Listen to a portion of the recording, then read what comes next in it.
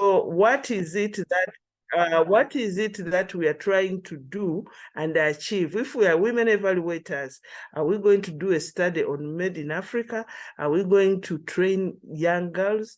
Are we going to go out? Remember, all evaluation is intended to improve the lives of those with whom we interact. So lastly, I would like to encourage you in two areas. One, to enhance competence. It is not enough to be a woman and think you are successful. The reason why I've spent a long time in the Ministry of Finance, which is the money's world, is because of competence, reading all the time, training all the time, looking for people who know and learning all the time, and being healthy. When many people actually think it is okay to work 24 hours, but you have to be healthy to balance your time, your energy, and be able to work the next day. So Freya is very happy to associate with you, and we look forward to continue this conversation. Thank you very much, Dede, for the invitation, and I wish you all the best of the evening. Thank you.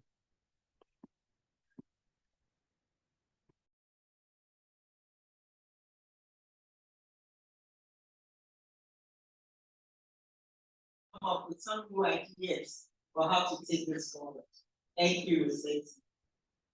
Okay, very quickly, we are going to move on to Florence. Now, Florence was the 6th Africa president, and I'm not sure if I'm right, but I think she was the first female amongst the Africa presidents. And she's doing quite a bit, being the first female president for Africa, and then going on to now be a co-vice chair for Eval institutions. So, Florence, if you're still online, can we take your 5 minutes with us, 10 minutes no more?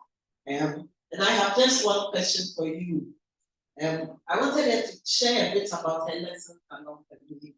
Now, she's originally Nigerian, but presently based in the US. And through that, she's been a leader at the regional level, national level. Now she's sitting on a global organization. So I thought for many of us who have the same aspirations, and she might be a good person to hear from. So Florence, if you're there, can you please share your lessons with us? Thank you. Great. Hello, everybody. Can you hear me? Hello, everybody. Can you hear me? Yes, we can, Florence. Yes, we can. Fabulous. I'd like to start by saying thank you very much. I'm joining you. I can see the hall. That's lovely. Can you see my face? No, we can't. Okay, so clearly somebody's doesn't like my face, so they don't want you to see my face. I'd like to start by first congratulating GMEF and Armel for hosting and calling and organizing this forum. It's an absolutely wonderful thing to gather women together. Earlier on this week, or was it last week, I was also at another women's gathering that was called by the procurement department of the UN. So yes, this effort about gathering women and making women reach the same potential as men continues. I don't know how much of it you know, but it has been going on for a long, long time. And we continue to struggle to be just as good, to have gender equality and gender equity. So I'm delighted to be here. I congratulate all my other speakers. I thank Rossetti for opening the forum with her brilliant and inspiring words. I will not repeat what she has said, but all the stuff she said about what you should do is critical. So I thank you all, and I'm delighted that Dede invited me to be part of this messaging as what I call an elder person in this space. There's a saying in Yoruba, "Kosiaru Bongana," and what that literally means is that there's no old person in Ghana. So I am not old, So you cannot say I am old. I'm only as young as my figures indicate. They kindly asked me, I don't know if you heard, I was trying to hear her in the earlier conversations, to talk about my journey. And she titled it, the program I have seen, Dream Big, Go High. So let me tell you about my journey to date. After my initial training, my life journey took 3 paths. Most of these were really not, in a sense, prepared or programmed other than the first one. The first path I took was as a trainer, a lecturer, a counselor, and a researcher in the Nigerian state in Nigeria, within the national educational system. I was a lecturer at the Federal College of Education, training technical teachers for secondary schools. I did that for 16 years, but also I was researching at the same time, doing counseling as a formal training, and also on an informal level. That led me to my next pathway, which was international development, continuing with some of the work I had started at the national level with gender equality, women in development, gender and development. And that took me to the International Development Research Center, IDRC, if you're familiar with it, a Canadian development agency, which basically supports research. And I did some very interesting work there. I was there for 7 years, first in Senegal, then in Nairobi. It was while I was in IDRC that I was invited to join to be one of the founding members of the Africa Gender and Development Evaluators Network. And the third pathway was independent consulting after I left IDRC. And that basically, I still can't see my face. I don't know if you can see my face.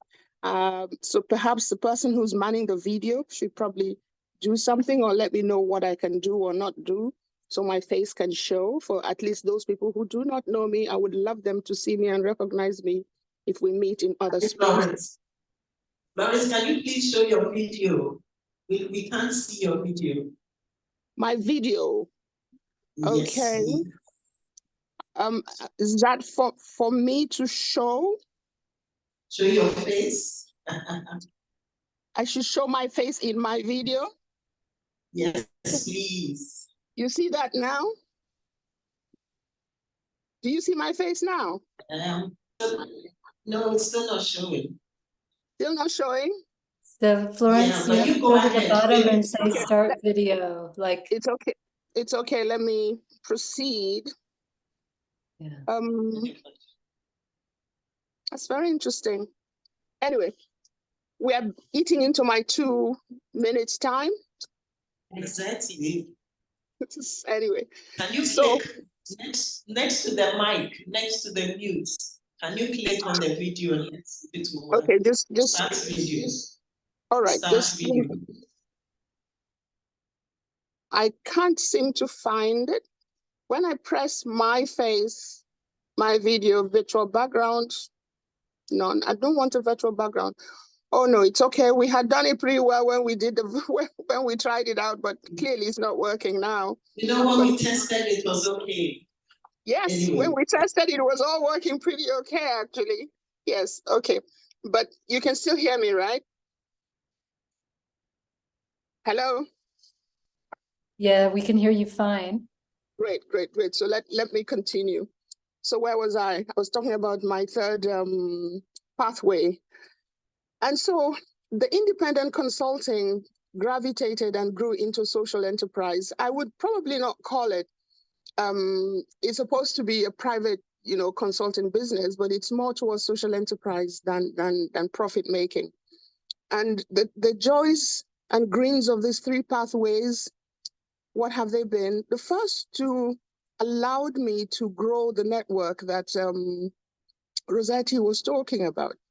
A network of people nationally and internationally. This network becomes of critical importance when you delve into private consulting or you retire and you want to keep your keep working or keep helping. But the greatest joy has come from, or comes from, independent consulting, when I can find time to volunteer. So you don't get as much money because that is the green for independent consulting. It's a lot of hard work, but at least your time is your time. You can decide what to do and what not to do. So go ahead and dream.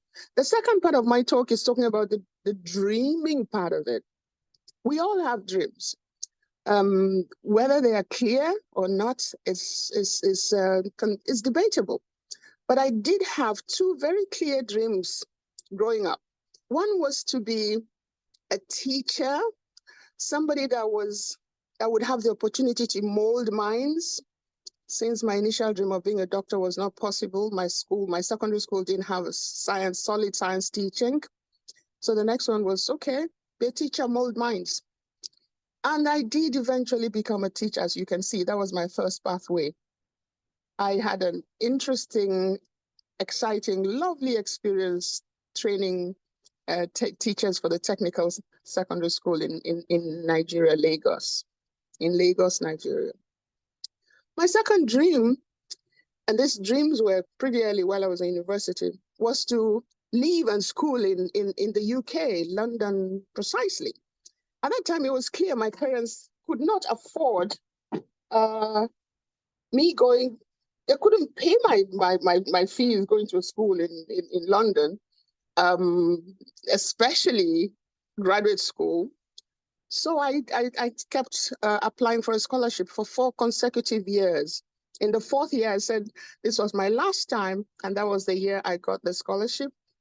By that time, I had 3 children, and my mother-in-law was very, very happy about that. I started this dream, or had this struggle, from when I was in university, third year of university, coming out of university, thinking I wanted to go to school, got a scholarship to go to Harvard, but of course I couldn't go to Harvard, and ended up in the UK after 3 children. Third dream I had, I actually didn't even know it was a dream of mine. But my friend, a couple of years, and this just came to me not too long ago, a couple of years ago, my friend said to me, we were talking and we're like, oh, life, what have we done? What did it, da, la, la. And she says, but Ebam, you have done everything you wanted to do. I said, me? What? She said, you had wanted to work in international development, do some contribution there, some space, blah, blah. You've done that. I said, really? I didn't think I wanted to do that. She said, yes. So those are the dreams. So sometimes you're clear, the dreams are fairly clear and concrete. Other times they are not. So 2 of my dreams have come true. The third one, I wasn't sure it was much of a dream. But the whole idea here is, at this point with my current pathway, I have enough time, effort, and to volunteer to those spaces and places where I can make a tiny contribution for the things that matter to me. Environment was a long time, ICT 4D, and most fundamentally, gender equality and gender equity. So the last point I wanted to talk about are what are my key messages based on my experience so far. I can't tell you everything. This is only 10 minutes. So I will stop at 3. Takeaways. Yes, dream big. Dream really big. And they called it dream big, go high. I don't know how many of you know the story about this go high and where it came from. It was Michelle Obama who made that popular, put it in the public domain. And this was when they were campaigning for the second term for Obama's second term elections in the US. And there was a lot of talk about rubbish talk, putting down Obama, how he was this and that, how he would not be good for America and all of that. And so she said, in response to that, when they go low, we go high. And what does that mean? High in morality, high in ethics, high integrity, high in hardworking. We do not get down to the gutter to fight like gutter people. So that's my first message. Dream big, be open with your dreams, but go high. Keep your morality, keep your ethics, keep your integrity. Second message I'd like to leave with you is in relation to relationships. Build them, keep them, nurture them. All the things, most of the things I have done in my life have come from relationships. People saying, come and do this.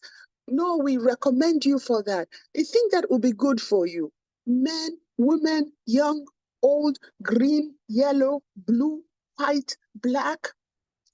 Be open to these relationships when they are good for you. Join networks like Agden. Rossetti talked about joining networks and joining hands. Sometimes people say that women pull you down. Pulling down is a symptom of unhappy and sad people. So when you do see that kind of situation, walk away from it. But you will find other people who would hold you up, raise you up, give you connections. Two people that I cannot forget that have been critical in this space that I am today are Zenda Ophir, and may his soul rest in peace, Saleh Gariba. And of course, Omu Batal. That's the third one. They have always said, Omu was the one inviting me to join Afria, and I refused. I said, no, Agden is going to die. Omu insisted. Sule Gariba, may his soul rest in peace, insisted, put me on the ideas, put me onto the ideas track, and Zenda was also very supportive. Yeah, Zenda was the one who actually started. She was a project leader for Agden when she was doing a consultancy for UN Women and invited us to the Agden initial meeting. Last message in these relationships is you keep learning, keep creating relationships to learn from them. There's a very good space. Learning relationships make you friends, keep your brains working. Finally, and perhaps above all else, let God. Divine intervention is real if you have faith. And ladies and gentlemen, I have felt it. So I'd like to end this by saying thank you very much to all of you. If I have not inspired you, it's okay. That's the level of the day. If anything I have said resonates with you, I thank God for that. And if it is not, you can email me and we can continue this conversation, especially in relation to joining the Africa Gender and Development Evaluators Network. If you don't know about it, email me at florence.etta@gmail.com. Thank you once more, and I hope this is okay. I wish you all an interesting and enjoyable and informative interaction and conversations for the rest of the day. Thank you once more for inviting me to this space. I hope you have heard me and that I wasn't speaking to an empty, virtual space. I hope you can hear the applause. They're saying a very big thank you. Thank you very much. I hope you heard us. That was a very sound applause saying thank you, thank you, thank you. We are so grateful. You know, we will show you a picture of her. Yes, because we should have had the picture. I don't know how come we lost it. We got it when we were doing the trial, but somehow we lost it when we came to the real. But Florence, we have your picture, so we will let them see you. Thank you. Okay, thank you all so much. Now we have a quote. Bye. Bye. We wanted to make sure that we include the young people in this whole process. So I have a co-MC who's a young lady, and Anadwa is Fatima. Okay, I gave a different name. Fatima will come in and introduce our next speaker. And this is a lady joining us from South. Thank you so much, David. Hi, good evening all. Great, my name is Binti Bontamar Anna. I'm honored to be co-MC with EBDD. Thanks so much, Florence. It's Florence, right? Yes, and as Florence said, the dream big, goes so high. Don't lower the bar, please. Let's keep raising it. And I'm excited to join you tonight. Our next speaker, due to time, I think I'll just read a few bits about her and when she takes over. Like Didi mentioned, she joined us all the way from South Africa. Our next speaker is the director of the Center for Learning, Evaluation and Results, Anglophone Africa, senior lecturer in monitoring and evaluation at Wits University. She has 25 years experience in government, academia, the non-profit sector, specializing in monitoring and evaluation and public policy. 19 years experience as a public sector governance and M&E specialist, supporting governments to build national M&E systems. She has an extensive experience in evaluation capacity development, including curriculum development and facilitation, and has been part of the core facilitator team of the International Program on Development Evaluation Training since 2019. Dr. Morkel has published peer-reviewed articles, book chapters, edited books, and presented at numerous national and international conferences. Ladies and the few gentlemen we have here, a round of applause for Dr. Candace Morkel. Good afternoon, good evening, good morning, wherever you're joining us from. And thank you so much for having me at your conference today on the Women in M&E. Today, I've been asked to talk to you about as a woman thinks, so is she. So I thought we'd have a little conversation because this is not like your regular webinars that we normally do that just focuses on the content of M&E. But I think what you're hoping to hear from me, I would imagine, is a little bit more about who Candace Morkel is and how do I balance my professional roles with all the other roles that I have, because clearly that is something that we all need a little bit of help with, including myself. So I will introduce myself beyond my professional title, and then we'll have a little conversation about this mythical subject of balancing all of our roles.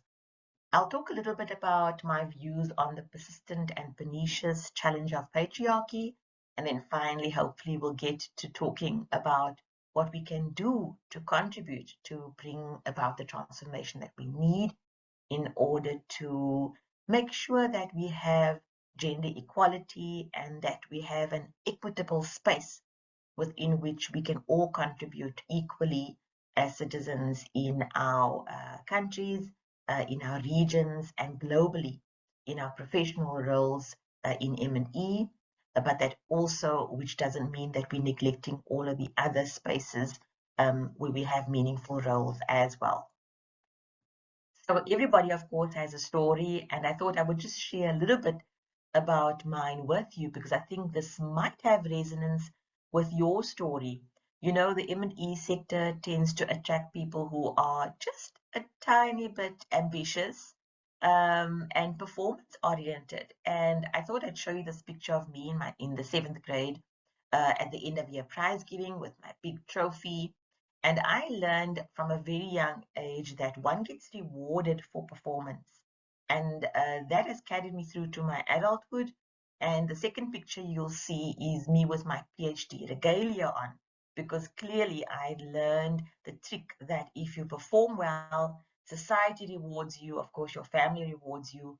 And of course, in that top picture with my mom and my dad, they were always very, very proud of my achievements. But there's also a downside to being so incredibly performance oriented and so incredibly ambitious. And that's the bit that we'll talk about in terms of balancing all of those parts of yourself. So just a little glimpse in terms of who I am. I'm a wife, and you'll see there in the picture, that's my husband and my children. I'm the mother of 2 boys, aged 11 and 17. I'm the second last born of a family of 6 siblings, hence my having to find some way to get my parents' attention. And of course, I found it through the academic route. I am a South African of mixed racial descent, owing to the miscegenation that accompanied settler colonialism in our country, and therefore my cultural roots are just a tiny bit vague. I was born in 1976, a tumultuous year in the South African political environment, and I was raised in the Eastern Cape province of South Africa in a beautiful coastal city called Gqeberha, and that is where that picture is taken. In fact, at the top there was my family just opposite the beach. It used to be called Port Elizabeth, the colonial name, and I still live there today. The Clear AA office is, of course, in Johannesburg, so I commute between the two cities. I am the director of Clear AA, which is the Center for Learning on Evaluation and Results, Anglophone Africa, where I lead a team of amazingly talented people who make me, as well as the Clear AA Center, look really good. So, what does it mean to be an academic, an evaluator, a leader, a homemaker, etc., etc.? And how do I balance my roles? So I wanted to pose the question to ourselves: is balance truly possible? And have we been sold a myth? And I put these particular pictures together, not just to show you pictures of myself in my various roles, but actually to tell you a little bit of a story about one particular picture that relates to the issue of balance. And so you'll find that the picture with my sons, that was quite a number of years ago. And the little one was in grade 1, and that was the first day of school of grade 1. And this might look like a very successful picture of me balancing my motherhood and my professional life. But that particular day, I felt particularly sad and quite like a failure as a mother, because that was my child's first day of grade 1, and I would not be at home to receive him after school, after his very first day of school. Reason being, I had to be in Johannesburg to take up my role as the director of Clear AA, and I needed to be in the office. And what would happen was I would only see those boys 3 weeks after that particular picture was taken. And then, of course, there are other pictures of me doing fabulous things at the World Bank offices recently, in Washington, D.C., in Stockholm, on a Clear AA meeting of various centers, and there I am standing with the SDGs, and in my role as a lecturer, and then in my role as a wife, etc., etc. So the reason why I'm questioning therefore whether balance is possible is because I find that we are running ourselves ragged as women, trying to make sure that we are everything: the best mother, the best academic, the best professional, the best daughter, the best homemaker. So after solving the world's problems, you come home, or you leave your study at home to cook dinner and raise fabulous children who are first in the grade and well-rounded sports persons and doing music lessons, and at the same time then being a wife to your husband. It's exhausting. And I think that in our pursuit of excellence, both in terms of our personalities, maybe as people who are really ambitious in the space as professionals, but also I think what the world has, sort of the message they've given us about you can have everything. Particularly, I think the message around, feminism, post-1950s women who had to be barefoot and at home and pregnant in the kitchen. There was really this shift and this move towards saying you can have everything, and you can be a professional, you can be a career woman, while at the same time you can 100% fulfill your other roles of, like I said, being a wife and a mother and so forth. And I think that is the myth, that is the lie that has been sold to us. On most days, I'm probably, veering between being an excellent mother, and then of course, I'm just about functioning as a professional. And on other days, especially if I'm traveling or if I'm actually physically at the office, I'm probably 100% killing it as a professional, but at the same time I'm not able to be 100% attending to my children's needs or my husband's needs, or building a beautiful home. And I think we need to be very, very careful about telling the young people, young women especially, that you can have everything, in the sense that you can be 100% perfect at everything, because I think that that sends the wrong message that you have no right to rest, or you have no space and no room and no boundaries to draw around any of these. Because the moment we feel like we are perhaps, it's a very tricky balance. The moment you are, really achieving something in the workspace, that is when you start thinking about and having the shame and the guilt about, but should I not have been at my child's sports event, or should I not have been baking the cake for the cake sale rather than buying it at the local store. So, I mean, we could talk about this a whole lot more, but I do think the point I wanted to drive home is that we've sold a little bit about a myth about balance in this discussion. And I don't think that there's a perfect equilibrium between all of our roles. I think what we really have to find is the space between what are the trade-offs that we're willing to make in each of these spaces.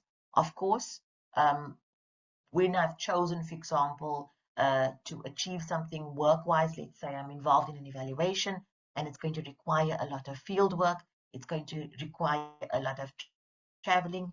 In that particular context, I have to make my family understand that I'm going to be a little less available for certain things. And there has to be, I think, agreement and negotiation around those. One thing that I've never negotiated around, for example, is being home for my family's birthdays. Now, that's a personal choice. Not everybody can do so, but that was something that was very important to me.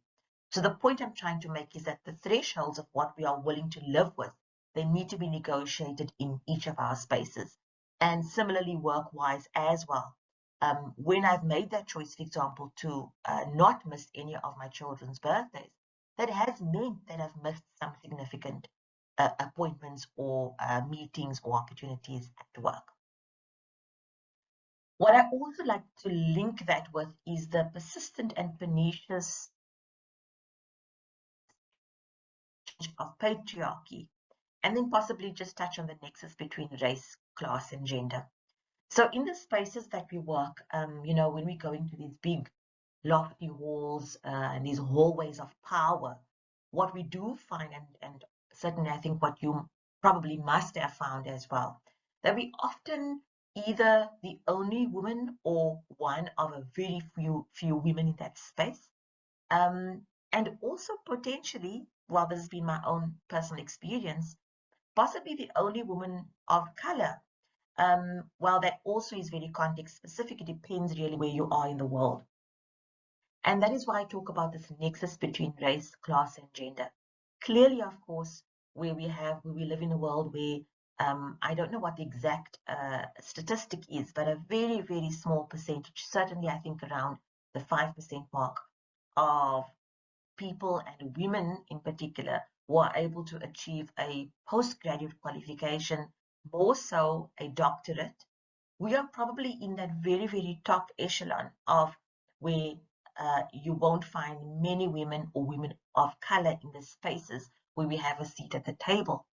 And what happens then is the pressure of then balancing what I spoke about before, being absolutely on point and killing it professionally, achieving all your objectives, being absolutely as ambitious as all of the other men, should I say, in the room. Because with our persistent and pernicious system of patriarchy globally, and particularly on the African continent, we find that men do not have the same burdens of care that women have. So the burden of care really does fall on the shoulders of women. And I think it was during COVID that we actually realized the extent of this, because it was mothers and women in particular who were feeling really the pressure of having to homeschool, make sure people are fed, make sure people are safe and healthy, while at the same time transitioning into online working, where there was absolutely no boundary between work and home. You'd find yourself working at the oddest hours of the mornings and evenings, because there were just no boundaries between what it meant to be present and available, whether it was online for your colleagues, for meetings or for, as an academic, for example, online teaching, but then at the same time, helping your family to kind of cope and transition and trying to bring about some sense of normality into the home space. And again, there isn't enough time to go into detail about this, but I think the point that I want to raise is that this trouble and this challenge that we have of balancing all our roles, it doesn't exist in a vacuum. It's linked to this challenge of patriarchy that exists globally. And there is a definitive nexus between race, class, and gender. And I think we all need to do a bit more work on understanding how these play out in the workspace and see what we need to do about changing and transforming these spaces, particularly in the microcosm of where we operate. So, just to bring it to conclusion, what can we possibly do to contribute to bringing about the transformation that is needed? Number one, boundaries. In our personal and professional spaces, we need to negotiate and engage with the persons in our spaces, whether it is in the microcosm of our home or at our church. For example, as a believer, I'm a member of a church as well. So if you have responsibilities in your church life, if you have responsibilities towards extended family, and of course your professional spaces, all of those spaces need to be negotiated and the boundaries need to be negotiated. If we do not put the boundaries in ourselves, others will define our boundaries for us. I think it's really important to look at this transformation as a long game. For those young women who are coming behind us, let's build the ladder for them. Let's look at what we can do today, next month, next year, in the next 5 years to take action, because these systemic changes that are needed are not going to happen overnight. But I think importantly, let's make sure that we break the myths about, being absolutely ambitious, while at the same time being a 100% perfect in all of your other roles. Let's break that myth for the young people coming behind us. But more importantly, if we are leaders, let's not make it difficult for the young people. If young mothers need time off to take care of their babies, we know what it was like in the early years when you needed to be at the office at 8 a.m. Yet you were still trying to breastfeed or, pack lunches and so forth. Let's make it easier in our spaces for the young people to transition into being, ambitious and professional, while at the same time trying to juggle the concerns and the challenges of, for example, motherhood, or just having a more balanced lifestyle, including self-care and not working all weekend, after hours, and so forth. And then lastly, extend grace towards others, and importantly, extend grace towards yourself. We are all learning. We are certainly not perfect, and we are all still writing our stories. And I'd like to end off by saying that I'm so appreciative of all the women who have gone before me, ahead of me, who are still, carving the path ahead to make sure that we all can achieve and be the kind of women that we in our head imagined when we were young women, and still walking this journey, still trying to balance the challenges. And I hope that you'll have a fabulous time this evening. For those of you who are in the physical space together, I hope that I get to see you all soon. And thank you so much for your time, that I was able to share some of my thoughts with you. Goodbye.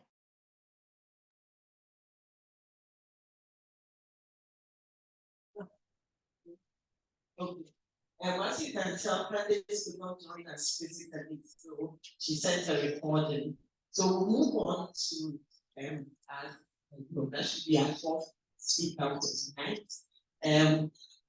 Jennifer, you've been hanging in the wings for a while. Could you please comment now? Now, Jennifer Bisgard, I was going to ask you to introduce her. So you have her about you.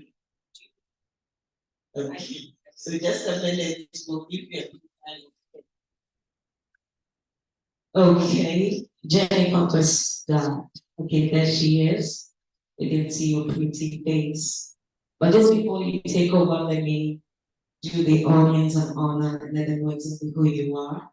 And so, based in South Africa, Jennifer has been a senior evaluator for 30 years. She founded Kulisa Management Services, which provides MEL services around the world. She has been actively involved in evaluation associations for 20 years and will tell us more during the presentation. Jennifer is now a senior advisor, having recently completed a year-long stint with the MasterCard Foundation. She holds a master's degree in social change and development from Johns Hopkins University. Jennifer, your audience, your guest speaker, Jennifer. Thank you. Thank you. Can Shall we everybody begin? hear me fine? Jennifer, Yes. can you hear me? Yes, I can hear you fine. Can you hear me? Fantastic. We can. It's only that we are not seeing your face at this point. You're not seeing my face. Okay, because you're sharing your screen. Okay. There Yeah, you are. Carl's sharing my screen. Okay. Yeah, we do have a presentation. Carl will be sharing the screen so that we can go through that. So many friends that have come before me. That's fantastic. Rossetti and Florence and Candace. It's wonderful. So I was asked to speak about dreaming big and going big. And so Carl, can you go to the next slide?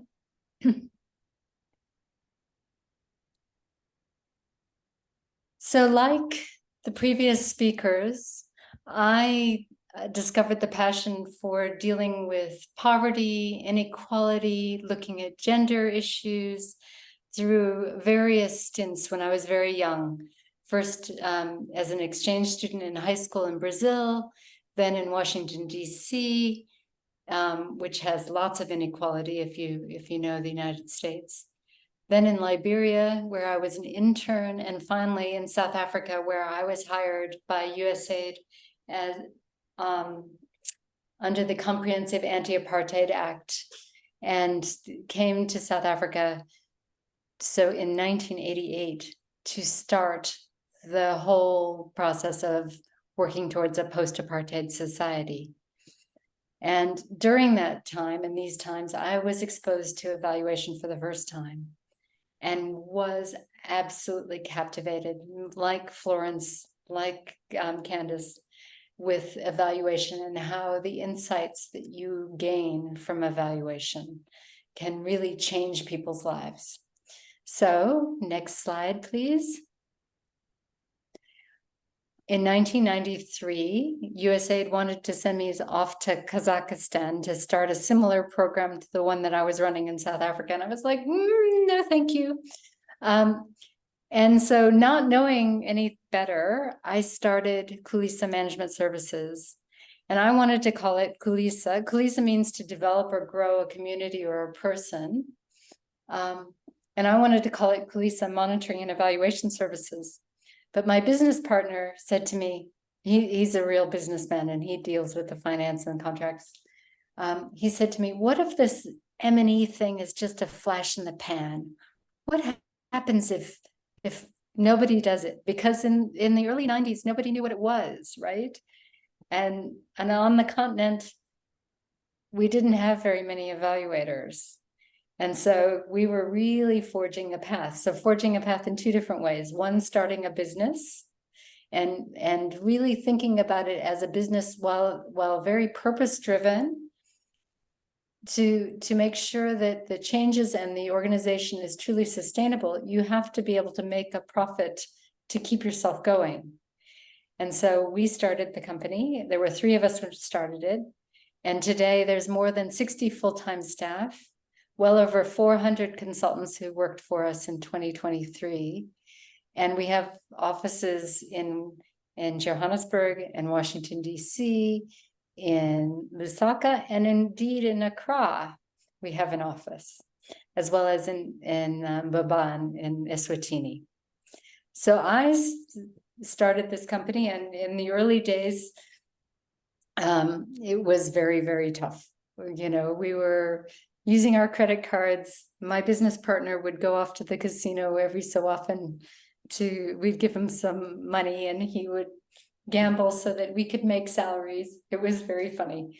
But, and we went through the same sort of wobblies that most small businesses do between years 2 and 3, where if you don't get that contract, that's it. You, like 9 out of 10 small businesses, will go out of business. But we didn't, and we've made it through. So can we go to the next slide?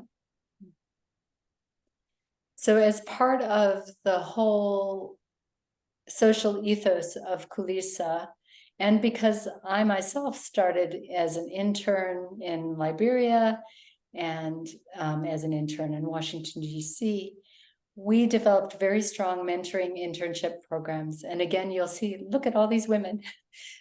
Keeping in mind with what Candace has said, Kulisa has always been majority female.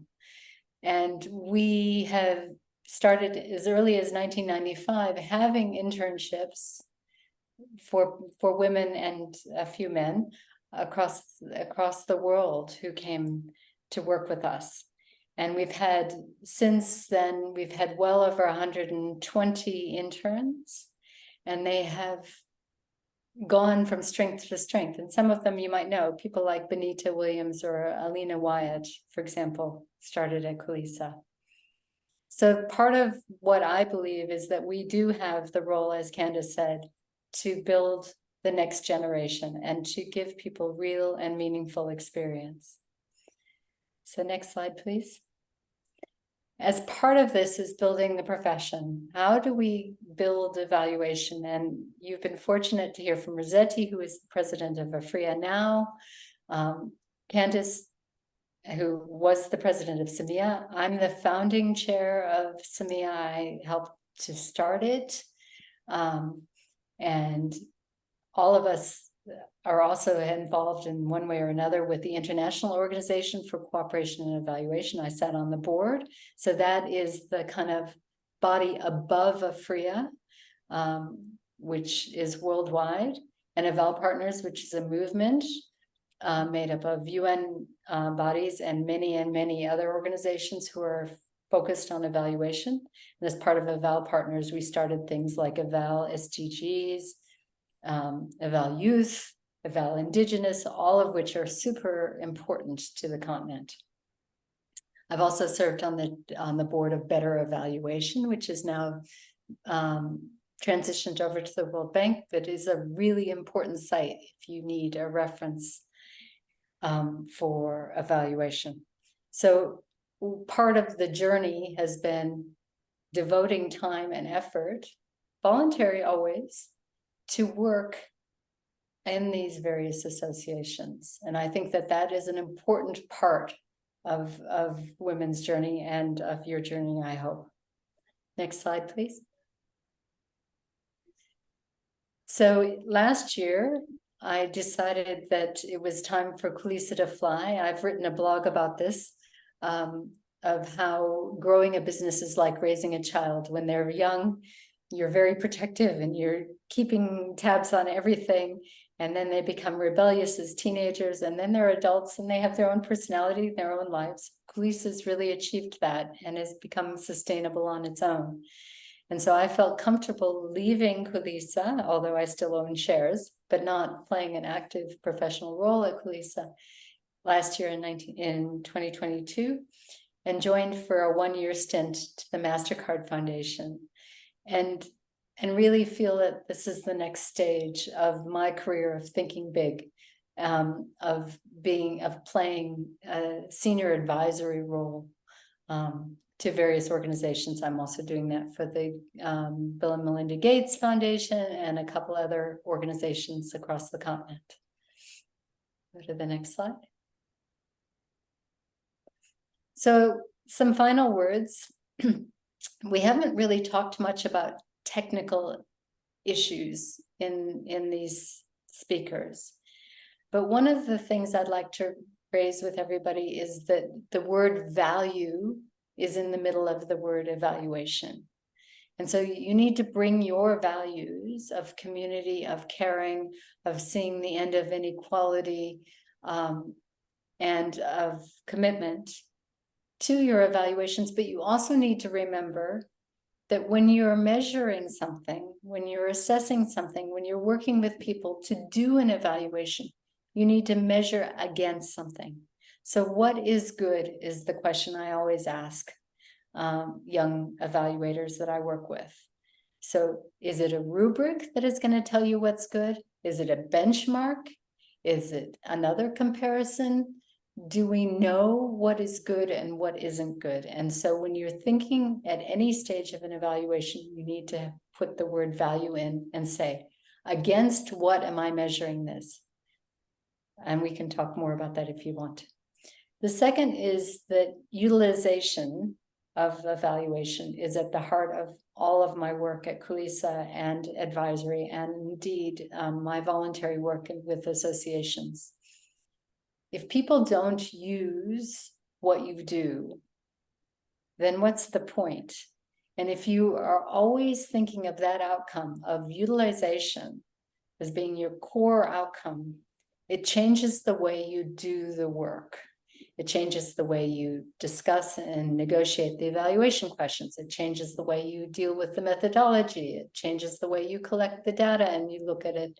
It changes the way you analyze the data. I mean, some of my favorite programs, we've created data parties where with the organization and with beneficiaries, we've tried to make sense of the data. What does it mean?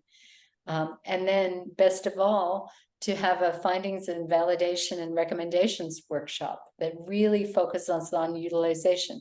Because if individuals themselves who are involved in the programs design the recommendations, you see them actually implementing them because they have an ownership of them. And finally, echoing what all the previous speakers have said, at the core of a successful business, of a career as an advisor, as a person involved in associations, relationships are key. Building trust. So you are not, as an evaluator, providing just a technical role. You are being a critical friend.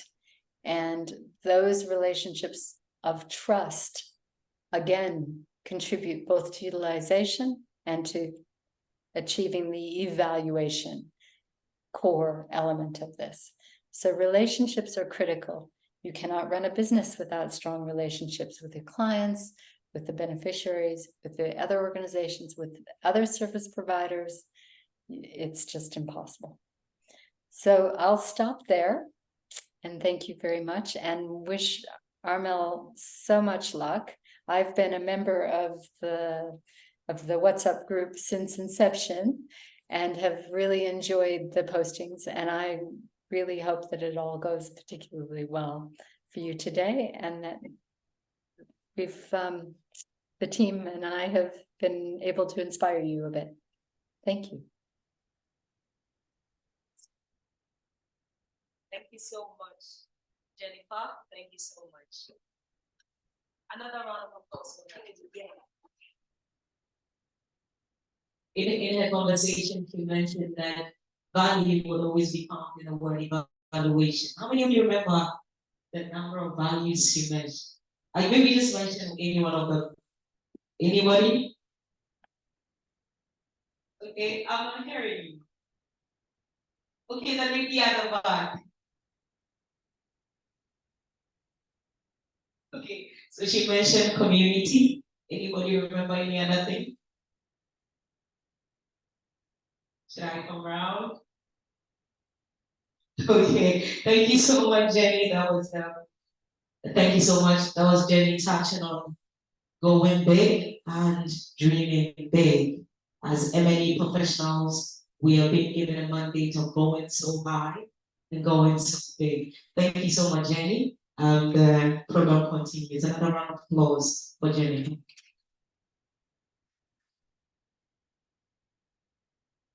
Are we clapping at another round of applause? How many of you enjoy spoken word? How many of you enjoy spoken word? M&E professionals, I hope you don't play, you don't joke. It's always research, like you're always. I'm so sorry. I'm so sorry. I'm so sorry. No, I'm not going to joke here again. We are just going to go on. Okay, now I'm feeling you. Good, good. So we're going to have a spoken word performance. And I love spoken word because I'm actually one of them. It has a way of connecting people beyond physical traits and giving us emotional connection. Enjoy the performance of Rita Arthur, who happens to be a consultant, copywriter, and a filmmaker.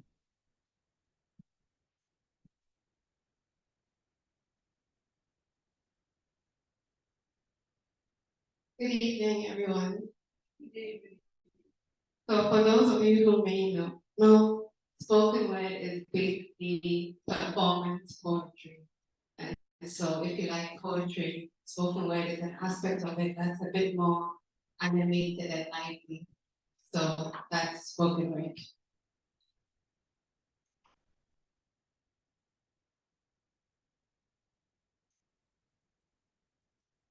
There is too much of me for enumeration. My full extent is far beyond the bounds of evaluation. And trust I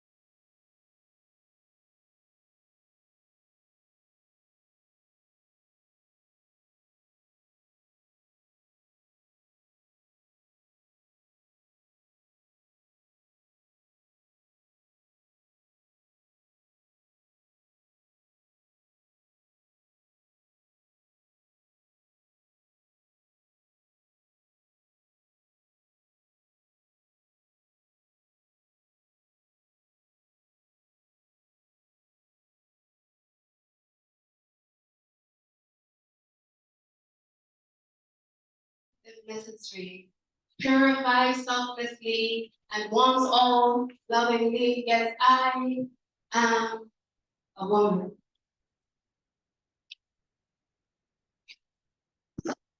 And in this field called life, I run many races on one track.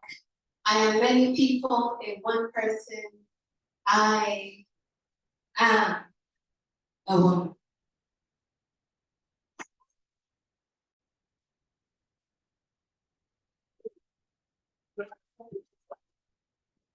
That was absolutely poetic.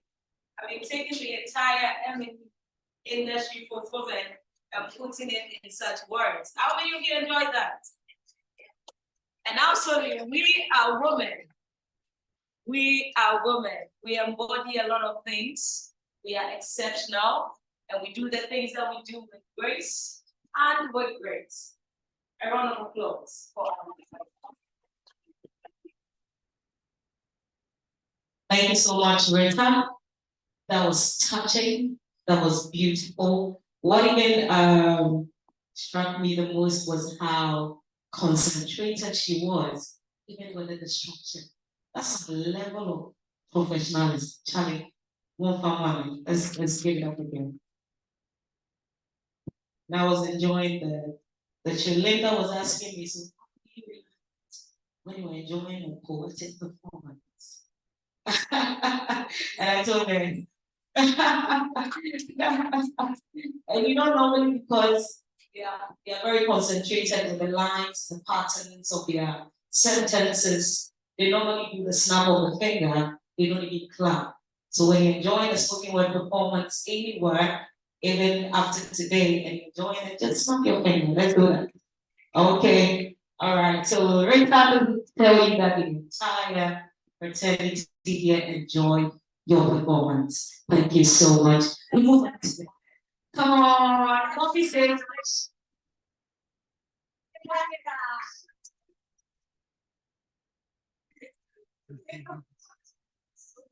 Go on to the next one. Share some small shops. You know, people have come straight from where they didn't want to give them our pockets too. Oh my God. So we do have something for you. There are things, and there are some fights, something to show about. So we'll bring it to you.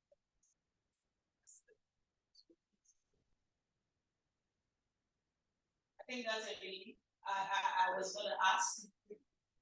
gonna ask what's happening here. And as we've heard, please, we're gonna bring it to your tables. Do not even be worried about that. If you want more, just be like Oliver Twist. Just ask for more. Okay. Thank you so much. We have our next speaker who happens to be Stephanie. While the sharing is going on, I'll read a brief profile and then Stephanie takes over. She sent us a recorded video that will be played in a jiffy. And so Stephanie Coker is currently the Senior Manager for Strategic Learning and Evaluation for CBS Health, a leading health solutions company. As an internal evaluator, she leads learning and evaluation of CBS Health corporate philanthropic programs. Prior to CBS Health, Stephanie was Senior Evaluation and Learning Consultant at TCC Group in New York City, a mission-driven consulting firm. In that role, she applied her background in international development and public policy to evaluate an organization seeking to deepen their social impact. Stephanie has led and served as a team member for several evaluation projects, organizations including the Global Health Advocacy Incubator, Girls First Fund, International Livestock Research Institute, Bill and Melinda Gates Foundation, and Open Society Foundation. Stephanie is also passionate about ICT 4D and led content development for MERL Center 2020 to 2023, an open source community of ML RPL practitioners in partnerships with GitHub's Tech for Social Good. She is currently a steering committee member of Tech's Natural Language Processing Community of Practice, which brings together MERL professionals to learn more about responsible, appropriate, and effective applications of NLP in MERL practice. Ladies and the fusion. Okay.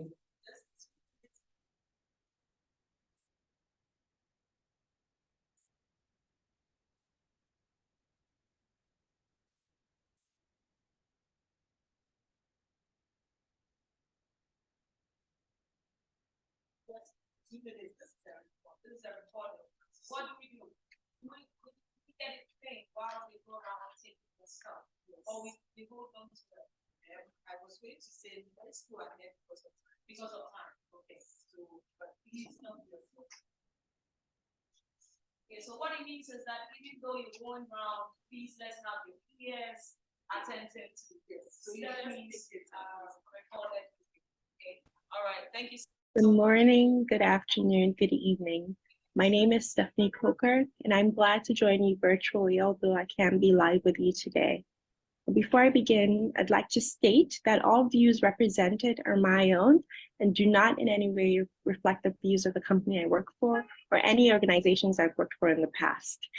Now, I come to this work with the right of my Ghanaian, Nigerian, and American ancestry, which ground my values and ultimately center my work as a conduit for transformative change of this world, a view that I know many of us share in this space.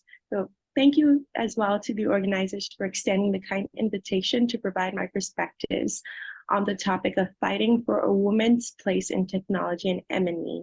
Although I'd like to adjust it a little bit to a word which I like better, which is advocating for a woman's place in technology and M&E.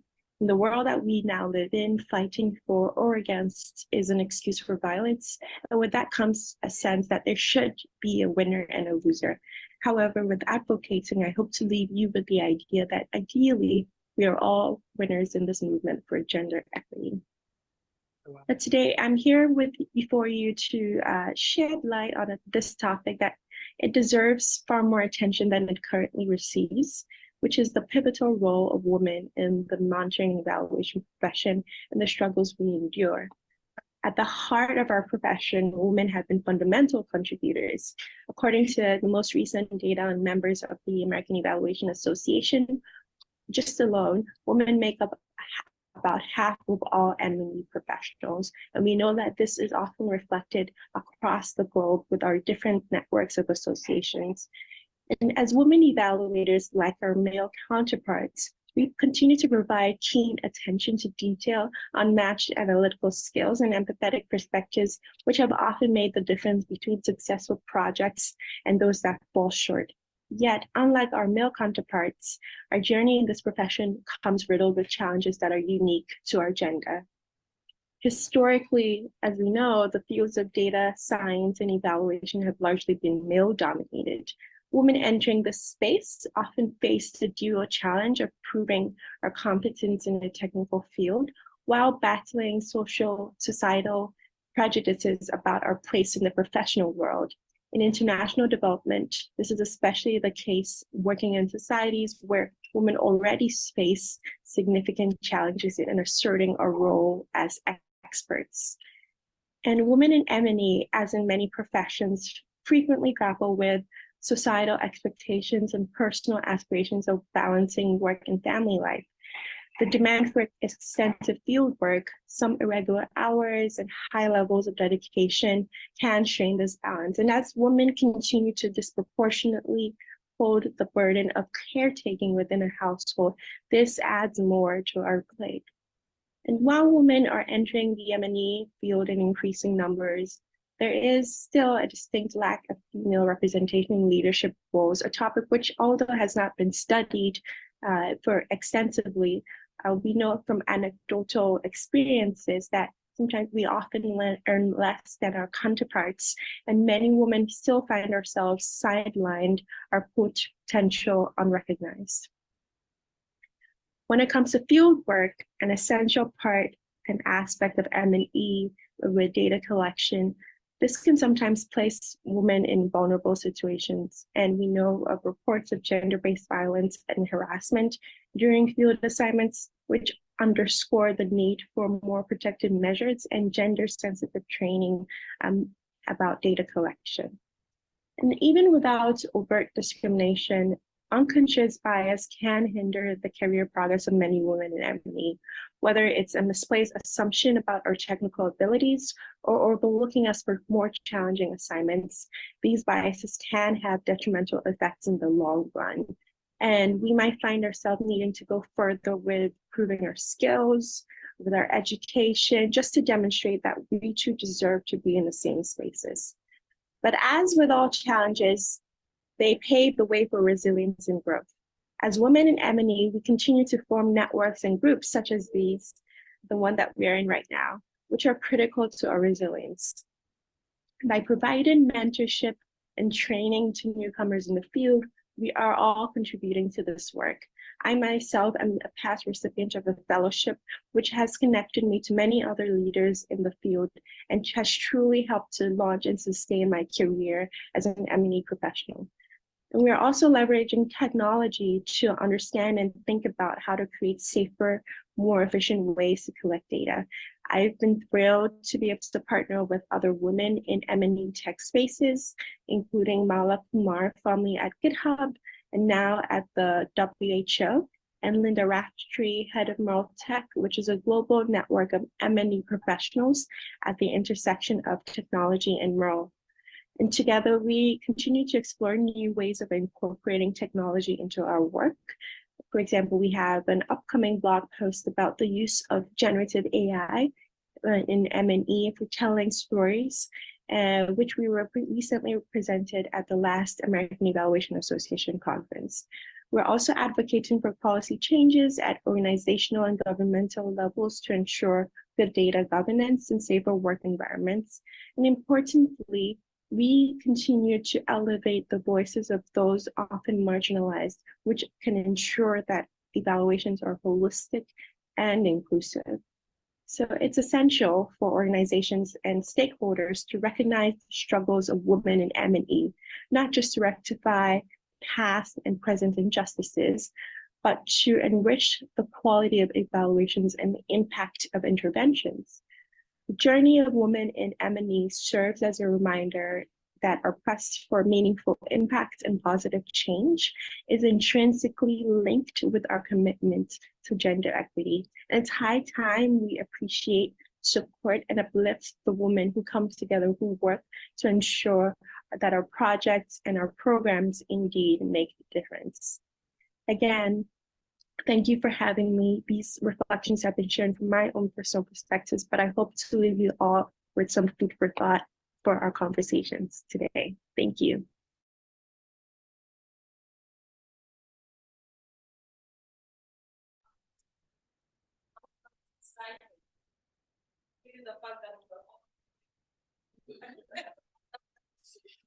I'm sure it was extremely very exciting. Let me see something right there. So that's fine.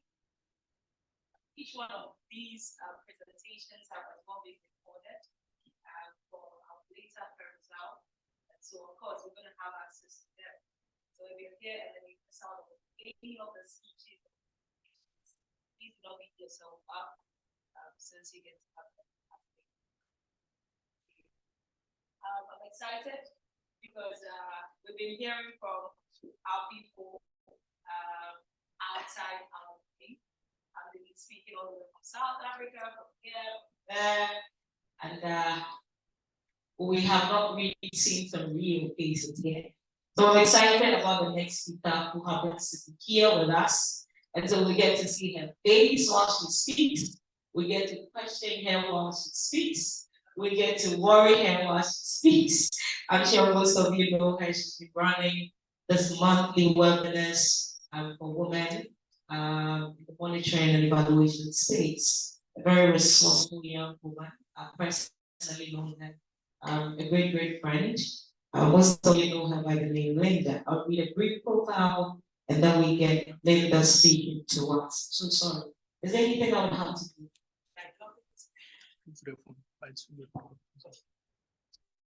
Too close to the phone. Okay, that's fine. And so Linda is a passionate environmentalist. That is very obvious, something we all know. A monitoring, evaluation, and learning professional and the data enthusiast. She has a BSc degree in oceanography. Isn't that close? Ocean what? What? Ocean what? I'm so sorry. I didn't know. Are we studying the oceans? Like that was something interesting. Oceanography and fisheries. Hey, where do you love you? Yeah, wow. I thought you should know.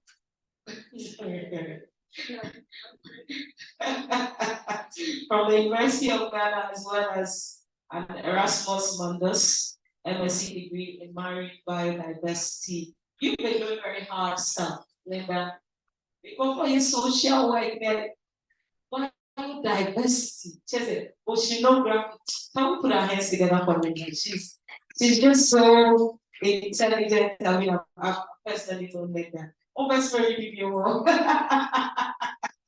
Ladies and gentlemen, please a round of applause for Linda.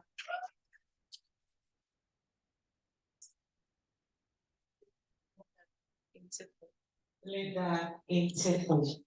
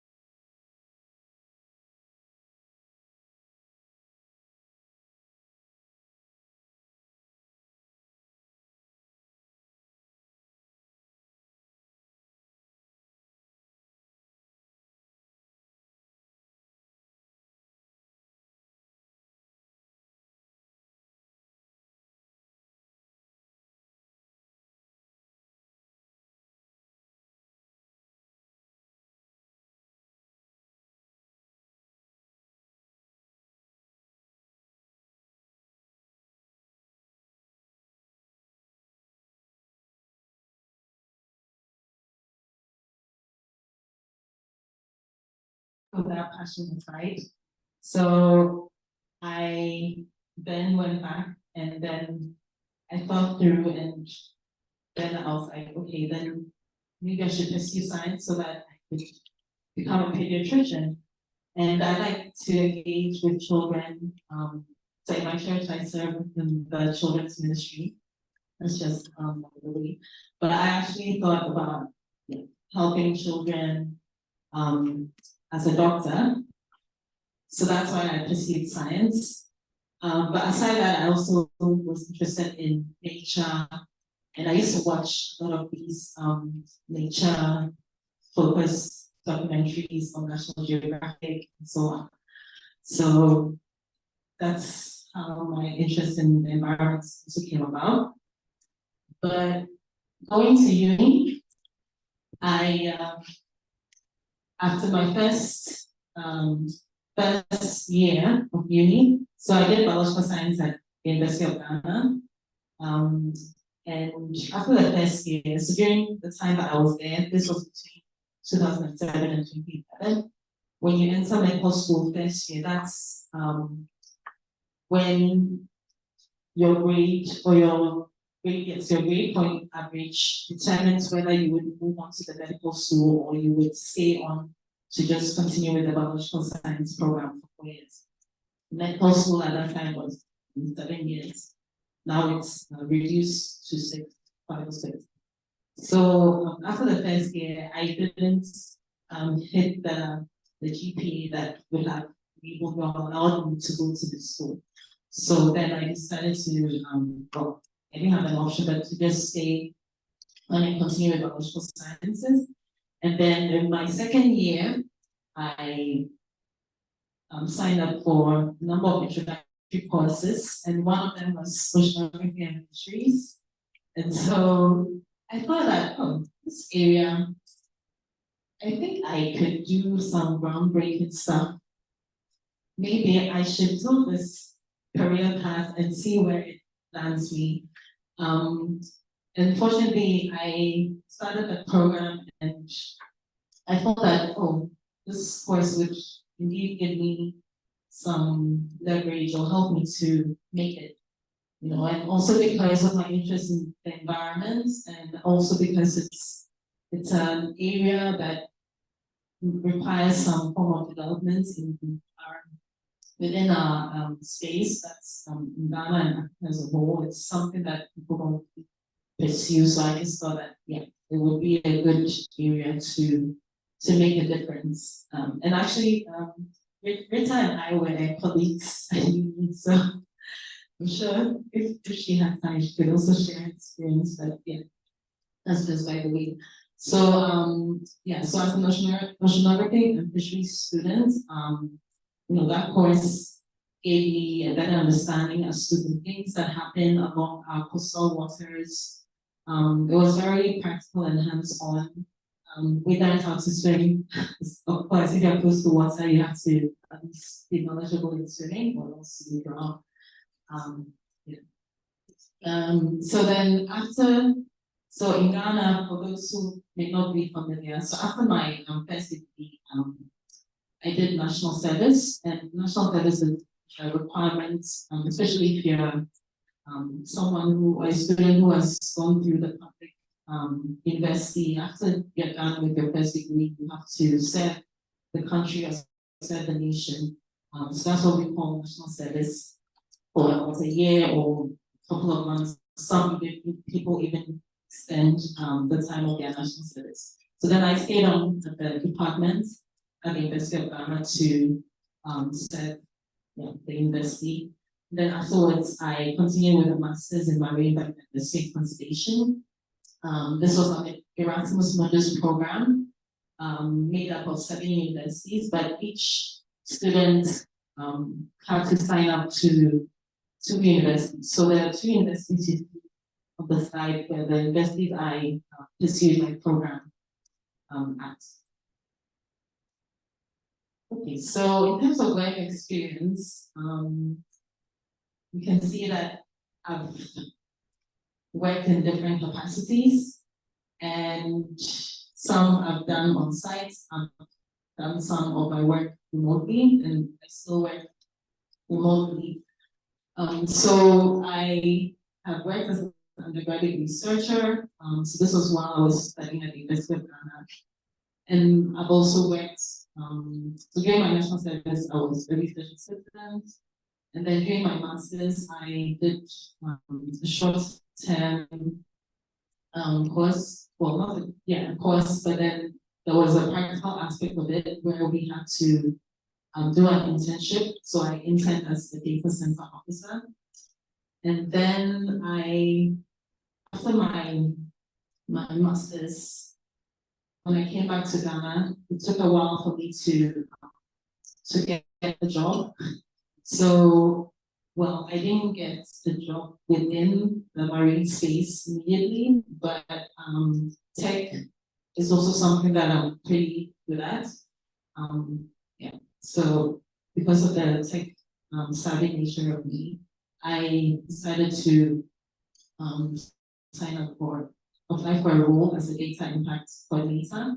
And it's interesting because for this particular role, there wasn't an official ad, but I just happened to go to town one day and the signboard of the company was very close to the major road. So I just, out of curiosity, sent an email to the MD of this company, and it was called for an interview, and I got the role. So sometimes some of these opportunities, you just have to apply yourself, and that's why I mentioned we'll talk about attitude. Like you need to have a certain attitude to be able to take advantage of some opportunities. They might not be very varying or like very obvious, but sometimes if a thought comes to mind or you're convicted about something, you just act on it. You can ponder it for a bit, but just make sure you're taking action. Okay, so moving on, I afterwards, when I left my role as a data impact coordinator, I continued as an M&E and grants coordinator. So just to take us back a bit, so while I was doing the work as a data impact coordinator, that's where my interest for M&E began. So this was somewhere in 2015. So between 2015 and 2016. So even though my role there wasn't specific to M&E, there were some components of M&E that I got introduced to while occupying the role as a data impact coordinator. And that's where I did a number of courses in M&E, which enabled me to execute my tasks. Okay, so after I left that role, I occupied an M&E grants coordinator role for a short while, and then I moved on into comms and fundraising. So you're wondering, okay, why is there a break? Why all of a sudden you moved into comms and fundraising? So for that particular role, that organization that I had in was a tech company, and because of my skills in tech, they needed someone who could bring in funding and also be able to convince people to give funding for projects. So in my previous role, one of my previous roles, we also had to do some marketing to be able to sell data products to companies. And so it's because of this strength or these strengths that I was able to flourish in my role as a comms and fundraising officer. So the company also has this annual event that is called the Africa Digital Skills Conference, where they usually need money to sort of get a platform that will allow them to host this event online. And so one of the things that I had to do was to bring in some funding. And fortunately, when I reached out to a funder, they quickly mobilized resources and they put in about 12,000 USD into the setup of the event for that particular event. So, I mean, sometimes you might think that you might not have a particular skill set where like you were trained in it while you're in school, or you did a course in it. But if you apply yourself, you can produce the desired results that the company that hired you requires from you. Okay, so then the rest of the roles are all remote. And I'm sure when COVID hit, we're all wondering how we're going to sustainable within the job market. And so I believe some of us had to push ourselves beyond limits to improve on our digital skills. And for some of us, remote work was something very foreign and something that was unfamiliar. But I have come to realize that when you work remotely, there's some level of independence that you enjoy, and you're able to also take care of yourself. You're able to, there's some level of flexibility, you're able to manage your resources better. But of course, I would say that you should get to know yourself, know what works for you. Probably another type that remote work might be helpful or beneficial for. And then I would like to stress on volunteering, which is very important. So volunteering is one of the things that I believe can be a gateway to getting long-term job satisfaction, or a role that you can find fulfillment in. And I've had some opportunities to volunteer my time with some organizations and also picked up skills from there. And I've also used some knowledge in business development to start a foundation as well, called Creative High Foundation, which focuses on helping children to discover their creativity and then use that to build themselves up as well. Thanks. Okay, so in terms of how you can develop yourself in MNE, so I'm going to share a few ways that I have been able to develop myself in MNE. So the first thing has to do with taking courses. So I'm sure we're all familiar with platforms such as Udemy, Coursera, edX. And then we also have YouTube, which are replete with a lot of courses that you can pursue. Some you can pay, some you can pursue for free. And then you can also do some trainings from accredited institutions. So in one of my previous roles, the organization that organized a training for us was a private company. It's a business school, but they had a track for MNE. So we can take advantage of some of these institutions that offer courses in MNE and also give out certification.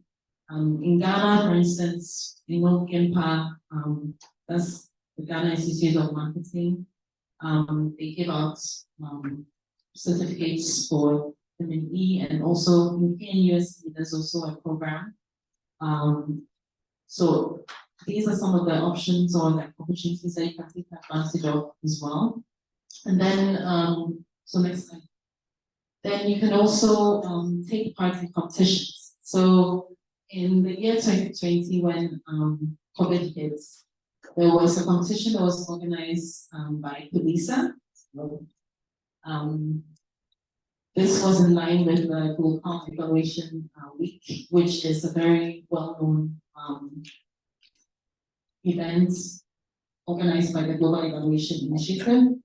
And so I signed up and I was part of one of the teams. So the team that I was part of was called Go-To-Miners, and we were 11 teams in total. And so we had to come up with a design, evaluation design, to support an NGO in South Africa called Play Africa. So basically they wanted to, receive recommendations on how to better their M&E processes. And there were 3 different categories. So my team, we topped one of the categories. And so that was like an eye-opening competition for me. And then the next thing was the GI Launchpad, the Global Evaluation Initiative Launchpad,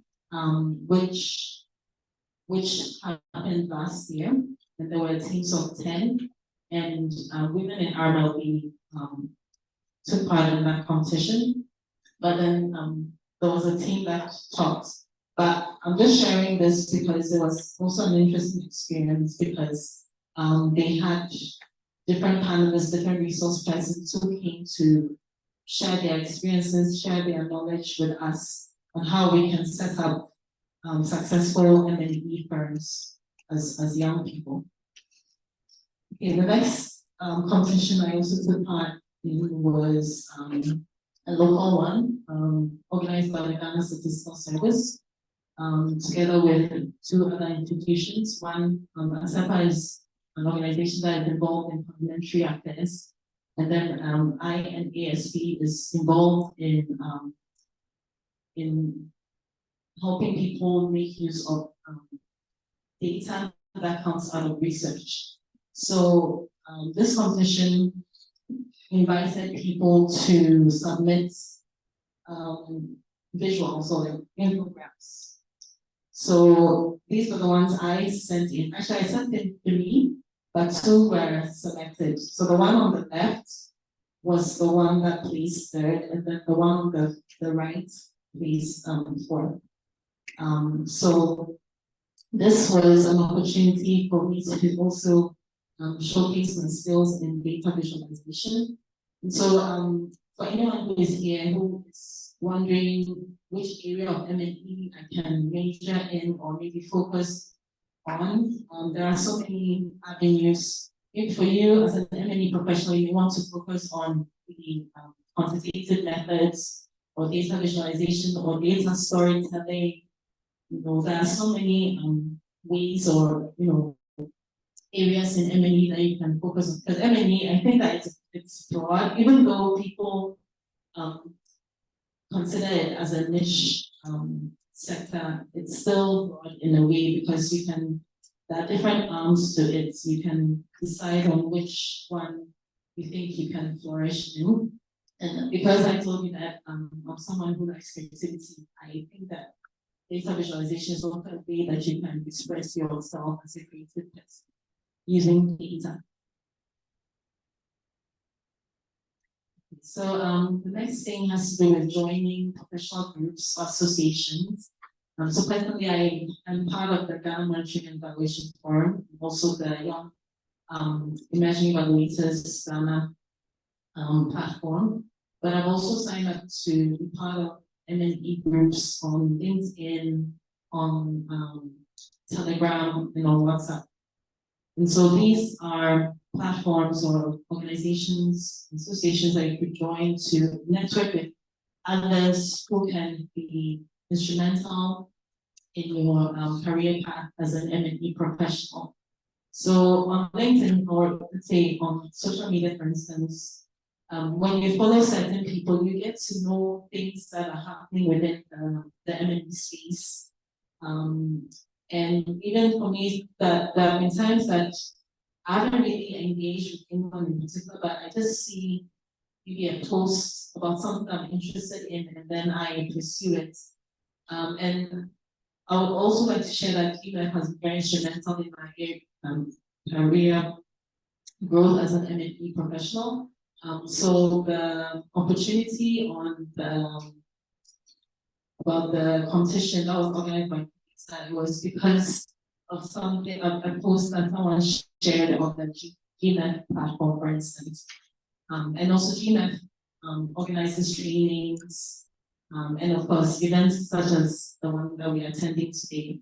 But then there are other associations that some have already been mentioned, like Samia, the M&E Association in South Africa, we have Afria, we have and so on. So that lots of them.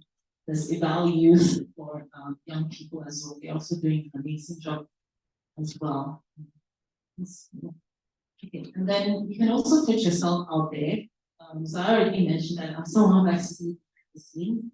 Of course, performing excellently, but sometimes if you're doing a good job, sometimes your the output speaks for you, and so you can't hide anymore. So if you notice, sometimes opportunities like these come out, and so this is one from Solar Data where they featured me by interviewing me about my expertise or my experiences in the M&E space. So if you Google Solar Data and you go to their blog section, you can actually find the interview if you want to read more about it. Okay, so now here to just mention something brief about women in RML. So women in RML is Women in Research, Monitoring, Evaluation, and Learning. And basically we are an online community that wants to accelerate the careers of women in the M&E space. And since the beginning of this year, we've organized monthly meetups. So we try and meet monthly. And so we feature a number of people who are mainly women, speakers who are doing great in the M&E space. So we had our own Nancy Dede, who has also been as a speaker at one of our meetups. So this is one of the ways that we seek to engage or help women to develop themselves in the M&E space. And basically, the community was set up because of an observation I made where I realized that there weren't a lot of opportunities for women in the M&E space to come together to actualize their ambitions in the M&E space. So, for instance, for me, when I was starting off, I realized that there wasn't a lot of guidance for me or mention facts, like find out or figure out a lot of things on my own. But when you have a network, it helps you. It's like a support group, and you can reach out to people who have gone ahead of you as well. And also, as a woman, probably that some things that might be very peculiar that you can only share with a fellow sister. And so it's through this network that we are trying to also build that kind of sisterhood so that we can push each other to the next level. So we also have presence on social media. So if you want to be part of the network on WhatsApp, I'll share the email address after this presentation. You can sign up. But at the moment, we have almost 70 participants on WhatsApp that we engage with. And then on LinkedIn, about 360 followers on the organization's page. And then on Twitter, we have also over 30 followers as well. So you're welcome to follow us on LinkedIn, on Twitter. You can also be added onto the WhatsApp platform. Okay, so in short, I would just like to share this newcomer guide for anyone who is venturing or wants to venture into the M&E space and doesn't know how to begin. That's some of the things that I've already mentioned or touched on, but I'll just highlight or just re-input them. So join an M&E professional group, attend M&E events. That's where you can get to meet people who are practicing in the M&E domain. Be abreast with ongoing trends or developments within the M&E space. And also try and gain M&E experience through the job training, apprenticeship, shadowing, or volunteering.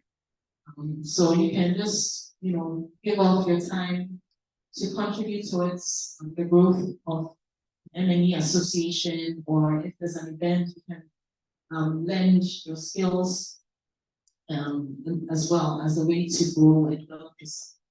And then you can also take on M&E educational courses that can help you to become more knowledgeable within the space and also transfer or share your knowledge with others and then follow and connect with other M&E professionals as well. Right, so in terms of lessons that I've learned, consistency is key. So if you know who you are, if you know what you want in your career journey as an M&E professional, you do everything it takes to work towards developing yourself. So you set targets, you try and meet them.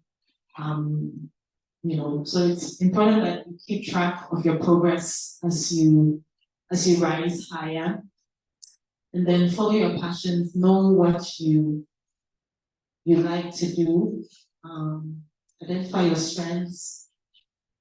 Of course, set time aside to evaluate how you're doing. So you can do your own personal SWOT analysis. You can do some personal reflection or introspection, just to know what exactly or at what point you think it's appropriate to have a career change. So for me personally, in the current role that I'm in, remember I said that I pursued a degree in the area of marine sciences and so on. And then with my interest in M&E and then data and tech, the role I'm occupying now is within an ocean, let's say an ocean-focused organization. So it's an organization that is eager to help or support projects in the global south with finance. So providing them with the finance that they would need to ensure that their projects are successful. So this is within an ocean state, helping projects to develop their targets and set ambitions that will help them to grow. So then you see the null confidence in there, and there's a lot of data that comes in. And also currently we are trying to look at how we can improve on null processes. So right now, I feel like there's a convergence of all my interests in the current role that I'm occupying right now. And the other thing is that it's remote. So then that level of flexibility is there. But then you also get to engage with people in different countries. And for me, that's something that is enriching. Okay, and so the next thing has to do with the fact that learning never ends. We are basically learners in this life. And as one of the speakers mentioned, that we are not perfect. We are always growing, we are always learning something new. And then no experience is wasted. So in as much as I had my own career ambitions, sometimes sometimes you look back and you're wondering if you're doing the right thing or if you're fulfilled in your current role. I wouldn't say that you should ignore those feelings, but it doesn't also mean that there isn't something greater ahead of you. So you should just keep, pushing yourself and motivating yourself, finding like-minded people who can also help you in your career journey, because the experiences you're currently facing or you face, someone has also gone through it. So there's no need to have a pity party. So just continue to encourage yourself and move forward. As long as you're alive, there's hope. Okay, and then mentorship is needed. So it's important that we try and identify mentoring opportunities. So M&E is still a growing field, but then there are people who are flourishing in this domain. So identify mentors, people that you think can help you to develop yourself within the space. And then once you also receive mentoring, try to mentor someone else or help someone along the way. So that's something that I personally would like to do as well, to help people to develop themselves within the M&E space. And then I also believe that the M&E space needs some level of professionalization. So a lot of people, from what I've observed, and probably you've also observed, is that they have the training probably in a particular area, so maybe say agric or maybe business, but then they end up or they find themselves in doing M&E, but they don't have like a particular qualification or maybe certification, but they've been able to train themselves within the profession, so to speak. It would be good to have M&E introduced at an earlier stage so that people can already start thinking about how they can develop themselves, maybe go through like a structured program, like maybe a 4-year degree program in M&E, or we could have people learning about M&E as early as high school, when you're in high school. Because I believe that a lot of us, probably at that time, we were not aware of M&E. And then, yeah, the last thing is that the future is bright. The world is developing really fast, and so there are a lot of opportunities out there. And as young people, we also have to push and advocate for policies that will also be favorable for us, even as we develop ourselves and we try to make the world a better place. So with this, I would like to end my presentation. So we can reach out to women in environmental. Yeah, so we can have a conversation. If you want to be part of the network, so reach out to me over here. Thank you so much for listening.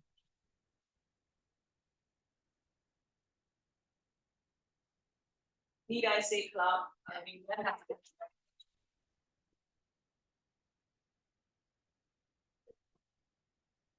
thank you so much, Linda. Linda is your resource. So we are still experience and still growing in the field of community. And I believe that for all of us here, we now all the older people, the young ones who are coming up, and even with this event, I believe that we are taking some of Linda's boxes, where she said that as a newbie in the field, you would have to learn to network and engage with people who are already experienced in the field and are already walking the path that you aspire to walk on. And so as we are here, we are of varying ages, very diversified, people who have experienced all the flaws and the difficulties in the space. And we have young ones like myself and other people who are also trying to explore the field. So this is the space where we get to bridge that gap. Today, take the contacts of the people you need to take, make sure that you get someone here who will become a mentor to you, or probably get someone you become a mentor to. So it's going to be a mentee-mentor situation. Once again, I want to say a very big thank you. That was in-depth. That was a lot of experience laid out there to us, and we do not in any way take lightly the things that go up. So let's thank you. Thank you.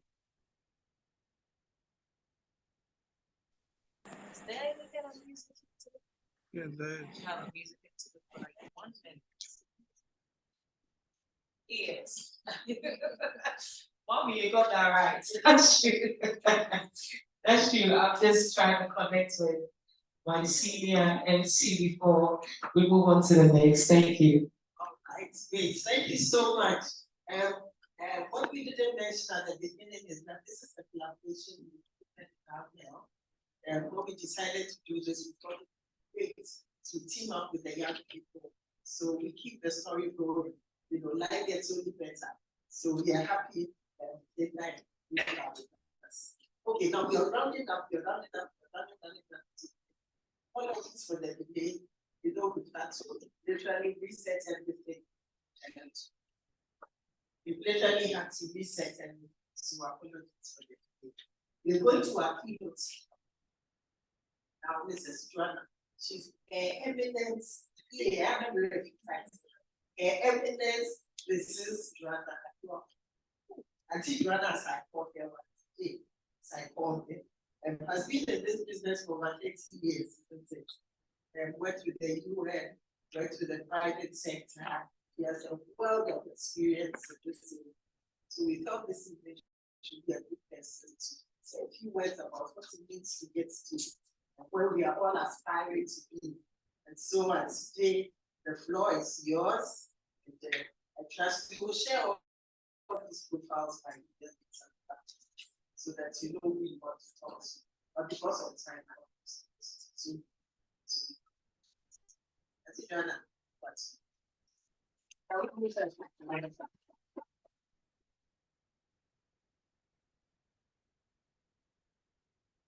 Hello. Sitting for a long time. So allow me to like please right. And then so our simple speech. No longer meant to count. And we will have the fun. Together we shall side by side, side by side. You know that song? Yeah, that's why you know the so no longer men in front and men at the back.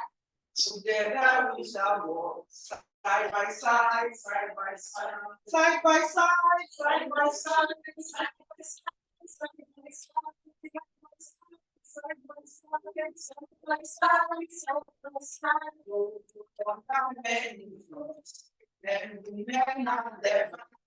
Together we shall go side by side, side by side, side by side, side by side, side by side, side by side, side by side, side by side, side by side. No longer men in front and women at the back. Together we shall go side by side, side by side.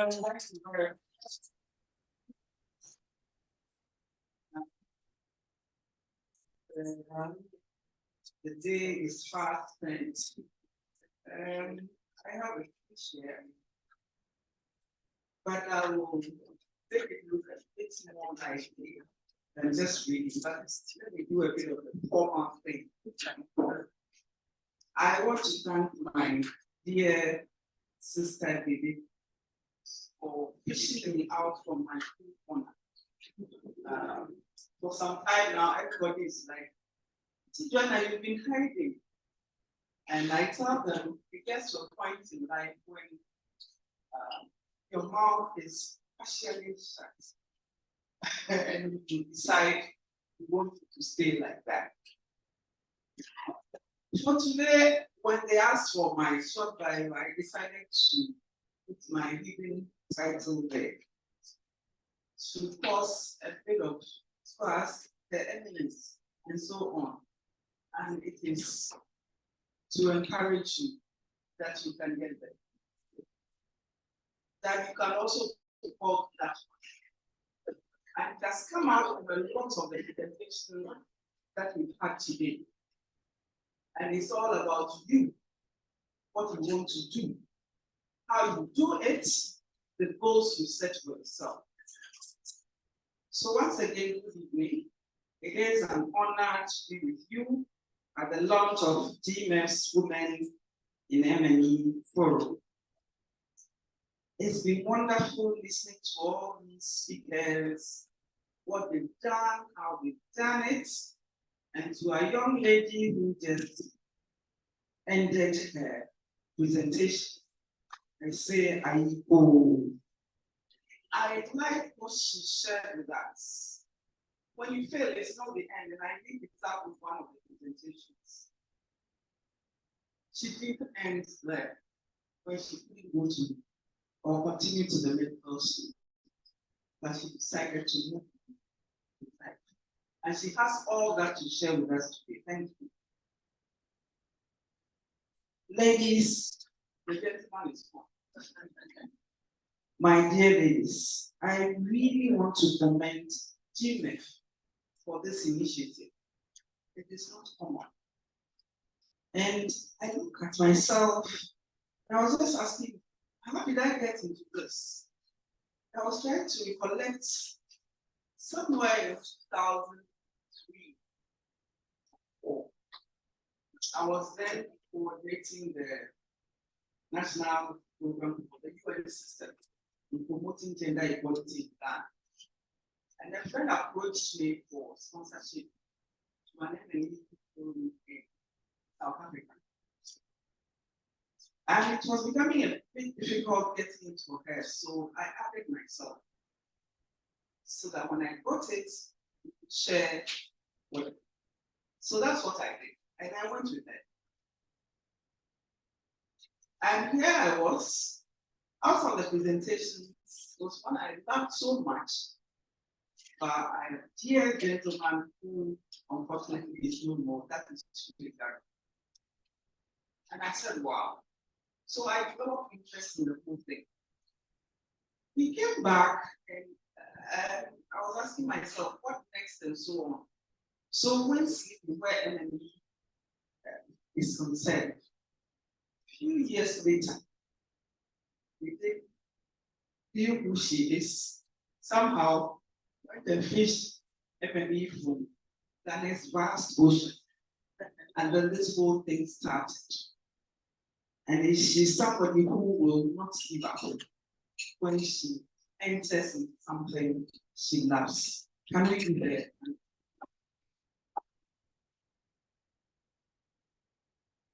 And so I got on board with her. I've had interesting experiences in M&E. Sometimes we are called to go and do an evaluation of the program.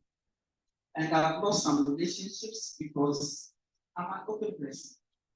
For those who know me, I'll tell you as it is. And I've lost some relationships. I've been able to get some back, but some have not forgiven me because I found bad things. Although I tried to say, write about the bad in a good way, they felt it. But as I was listening to the presentations, I again remembered a dear sister whom we have lost again, and that is Auntie Abigail. I met Auntie Abigail at MIDA when we were developing the compact that has just ended. I was the gender expert on that one. So I was part of the team that went to Washington, D.C. to bring Ghana almost $500 million for the electricity. I got there and this woman, and they are developing a project. When we go to discuss the issues, she let us know, MNE, this woman can't stay. And MNE has to be there for everything. And it was a great lesson I learned from her. We have best so rest. And I've been sharing that with everybody. And I'm going to share it with you. As I even think about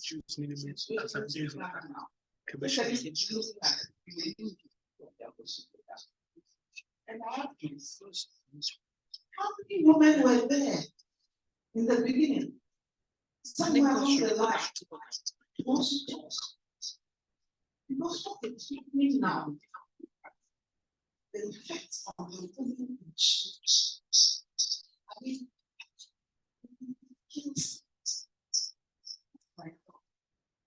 talking, or we are just sitting down. And when the lady was reciting the word, how do you tell me? Spoken word. Spoken word. I said, spoken word indeed. Look at, there are businesses of what is happening. And I can just imagine, in some years after, of that word, especially on women, it's talking. How loud are we talking?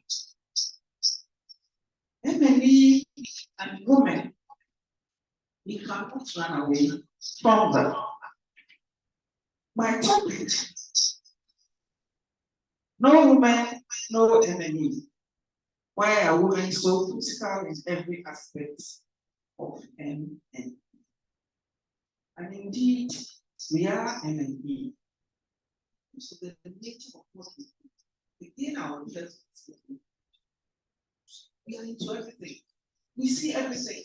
It's the woman who sees the fellow woman and knows that she was in that dress yesterday, last week, you have like. So you see, we see the nitty-gritties. We don't think about it. We are endowed in a special way. And sometimes people will say it is gossip. But I say we are because the men are gossiping. Our positive discussion is not because of all the living. And with that is an innate knowledge. And with the skill of something each of things that are become and so on. What do we situate when we come to connect?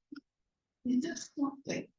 We can bring people about so that there's a change. Sustainable development.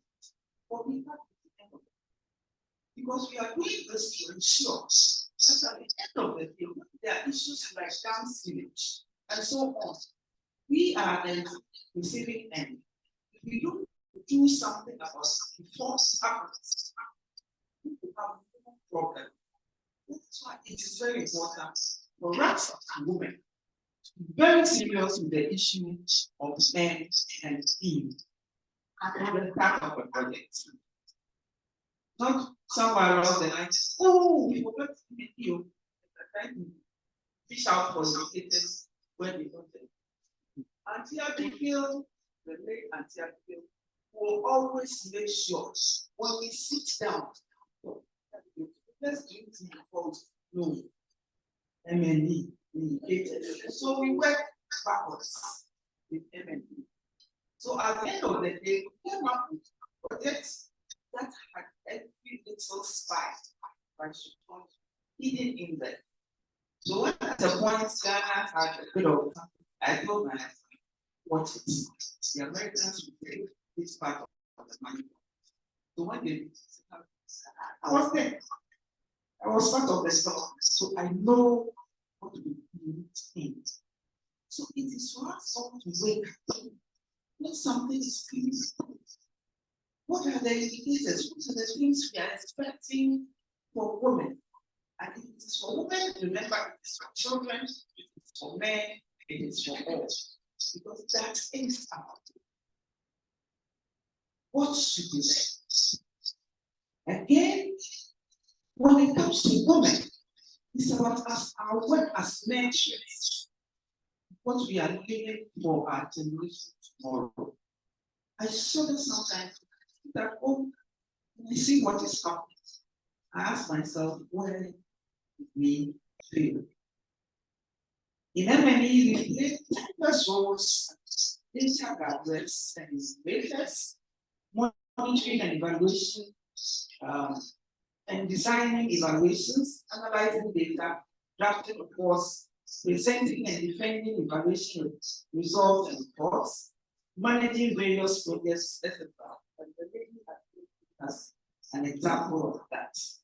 We do all these things while carrying our babies at the back and so on. When I was coming here, I just finished at my age, I'm very young. At my age, I had to finish some students, make sure that something is ready and so on, because I want to do it myself. I won't leave it in this. Yet I was thinking about myself, this doing, tomorrow after that, the check thing is that, so many things. But we are so endowed that we are able to carry it and do it very well. So that at the end of the day, you are sitting in your corner somewhere else. Then they send you a letter. I said, hey, this letter, where is it coming from? Hey, office of the president, me, General, office of the president. Hey, then I go and I see president eminent me, it can be. How did I? How did I?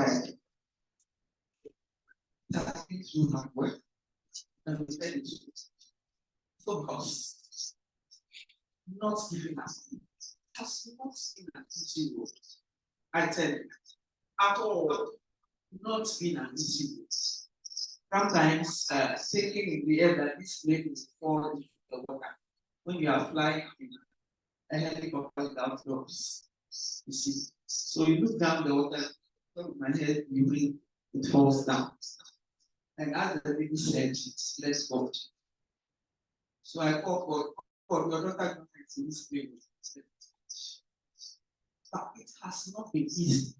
So I want to encourage you as you are asking, know that the road is not going to be easy. But when you focus, you get the thoughts about, you will get there. And one day, you will get a name or a title that is bigger than my little enemies. Ladies, in the field, gender encompasses the economic, political, and socio-cultural attributes, constraints, and opportunities associated with being male or female. Women and men have different needs and face diverse constraints due to social and economic roles. One major obstacle that has consistently hampered progress to social development is the inability to use gender issues in policy and monitor progress with time at the national, regional, and district level. Consequently, to address this handicap, generalized MSE seeks to establish appropriate result-based performance measurement of the one relevance, efficiency, effectiveness, impact, and sustainability development goals. If nothing at all, gender integration during project time and means aggregating data by sex in order to measure differential effects on males and females. And in 2017, we did the gender statistics test across the town at the national and district level, the whole country. I'm happy to say that the also region center, I led the process. The outcome has been published by the Ministry of what is it called? Gender, children, and social protection. I happen to be a part of the best of that ministry because we came to like us. And so I know how it was formed. But along the line, we had to assess what happens when it comes to gender statistics. What a lot of people say is that gender statistics. So we looked at the sort of policy MDAs have, the sort of programs they do, how they collect their very comprehensive work. I was there for 5 months, but we worked over 1 year. So we have a big report on all of it. We had a strong team. People from the MPAs joining us 6 teams. Each had 5 people, driver, and so on. We have also all done to look at statistics. There is ways that what we found out was that new 6 MPAs had standalone gender policies. At that time, I think some are not working there so far. Yeah, I know NCC has one now. The Peace Council has a draft now because I'm still there without ensuring that we have to take down policy. So one of the things you need when you want to ensure that gender is mainstream well, to ensure that the mandate, the organization has something that is the mandate to do what they do. And that comes when you have standalone policy. That policy now using the legal yes to be able to assess certain things. We found out that only 6 acted at the time. And even out of the 6, we thought the Ministry of Education had, but they actually do not have a standalone policy, although they collect a lot of data in that respect. They now have the draft. I hear, and I've asked them to make sure they launch it very soon. So there's a lot we have to learn about this MBE if we want to push gender issues forward. And it's not going to be easy. In my work, I've had to chair the National Technical Committee that worked on the Affirmative Action Bill from 2011 to 2017, when I decided to take the rest. And my dear sisters, from the whole country, speaking to stakeholders, left, right, center, what you want when it comes to women's participation in decision making, so on and so forth. The data came analyzed. I have about 50 lessons of that data. We are in 2023. I hear Cabinet has now said yes. I'm waiting to hear that it has actually landed in Parliament and is being discussed. Because it's been there before. 2016, it was there. But I went there late. People were now planning to go for the next forward that I call it. I think they want to maintain their state. So it wasn't discussed. We have to start all over again, to change happens. I hope you see the way I'm coming, picking at a number of issues that should tell us that we have work to do when it comes to monitoring evaluation. Who has the right to talk? Who are you? Who will listen to you? And so on. They will not listen to you if you are not in decision-making roles. And a lot of you are. But we need more people there. And to get more people there, it has taken, as I'm concerned, the last 2011 to now. We are still trying to push. So we have work to do. My dear ladies,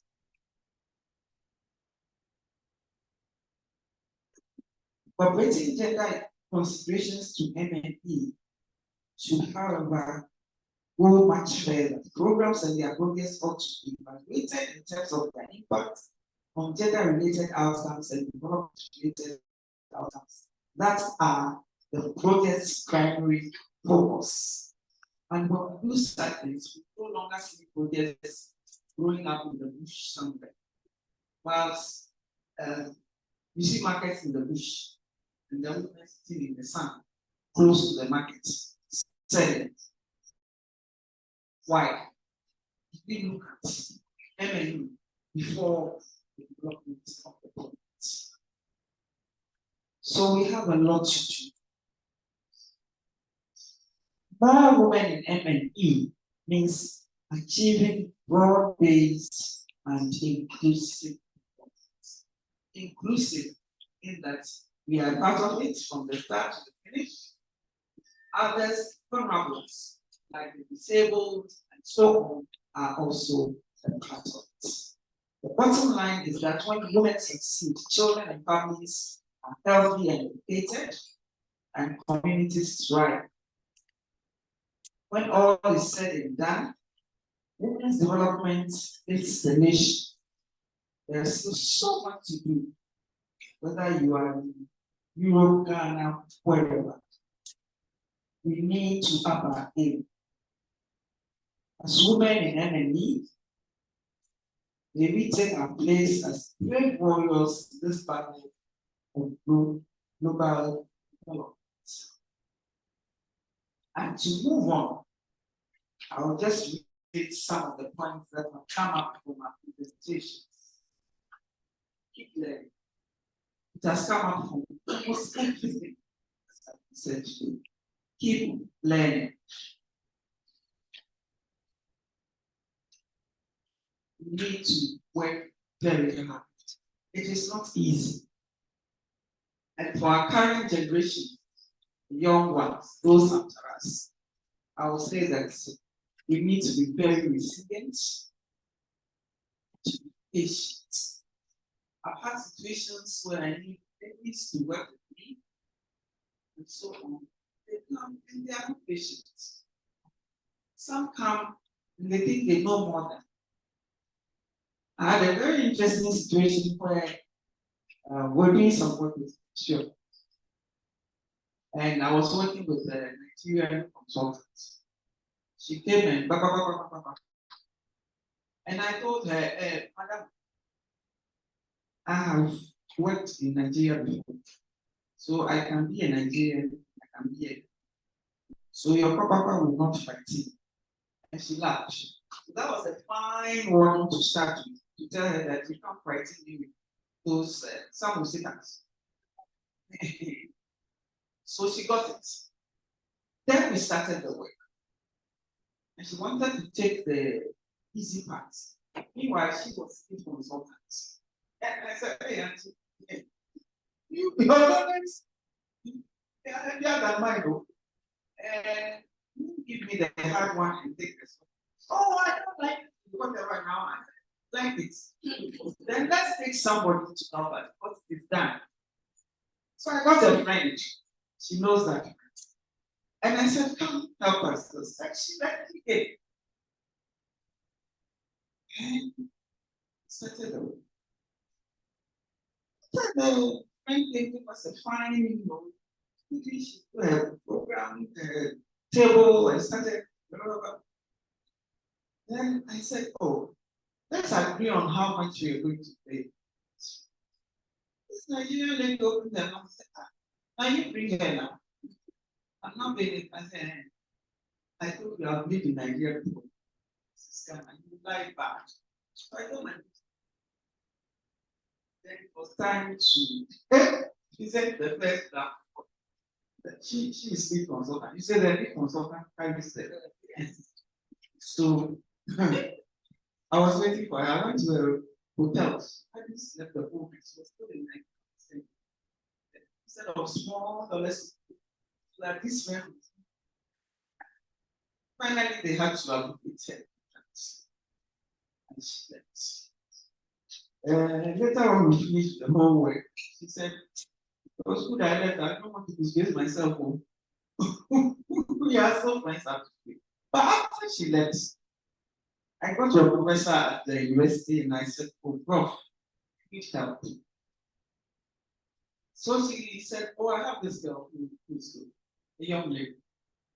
She came to my house. I said, I want you to be able to see it. How much will it? So my charges are high. I said, how much? She had the first. I said, so I gave her the first assignment. And she sat there. She kept reading. I said, if you could explain anything. Then I laughed. I said, I knew the first part.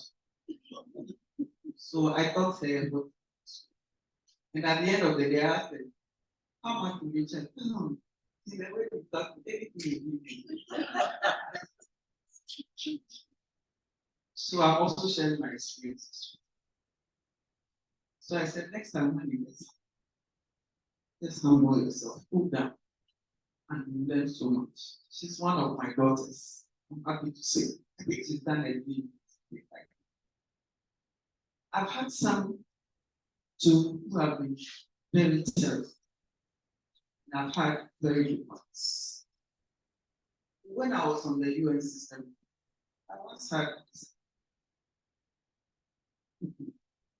an interview. She did that, but we decided that she was like somebody who did not learn. So she became like my daughter. And that is one thing, as I'm talking, I'm advising you, I hope you're doing this. One thing you don't do as women coming up and so on is don't entertain mama on the top. You are not there as mama. You are there as manager. When you do the mama, they misbehave and they expect you to forgive them like mama at home. Meanwhile, there's a job description. sweet. So she misbehaved. And I said, that's question. So her contract was finally. It went everywhere that people should beg. I asked the people, ask her what she did. At the moment they had said, go and plead for me. So young ones that are coming, take your time to learn. I am still learning. I get to places, the young one is doing something, I get things. Some of us do this. So we'll call somebody, then you get a few points. Don't go and put your nose in there. Please, in your work, that's anything. Then I had morality there. One of the presentations is very key. I did it. Hurts me when I hear some of the things from our tertiary institutions, from the banking sector. I shut from where I sit. No matter the situation, please, maintain your integrity. Make sure your morality is correct. Otherwise, one day it will hit back at you. Relationships came up a lot. Relationships matter. But don't let those who waste your time come here. No, there's no time to waste. Somebody will draw you back. Not stand out. Move forward and be an achiever. Grab opportunities when they come. From all the invitations, you see an opportunity. Grab it. What is it about? So, in all your learning, it's from wisdom to go on. And then let God. Let God. At the end of the day, let God. I believe we are all very prayerful. So, if you let God, sometimes you want to do something and you intentionally put some impediments on your way. So you ask, God bless you. Is there this one? Sometimes he's preventing you from doing. Sometimes he's tempting you. But when you let him, you know exactly what he wants you to do. I heard about volunteering. It's not always about money. There are times like go somewhere,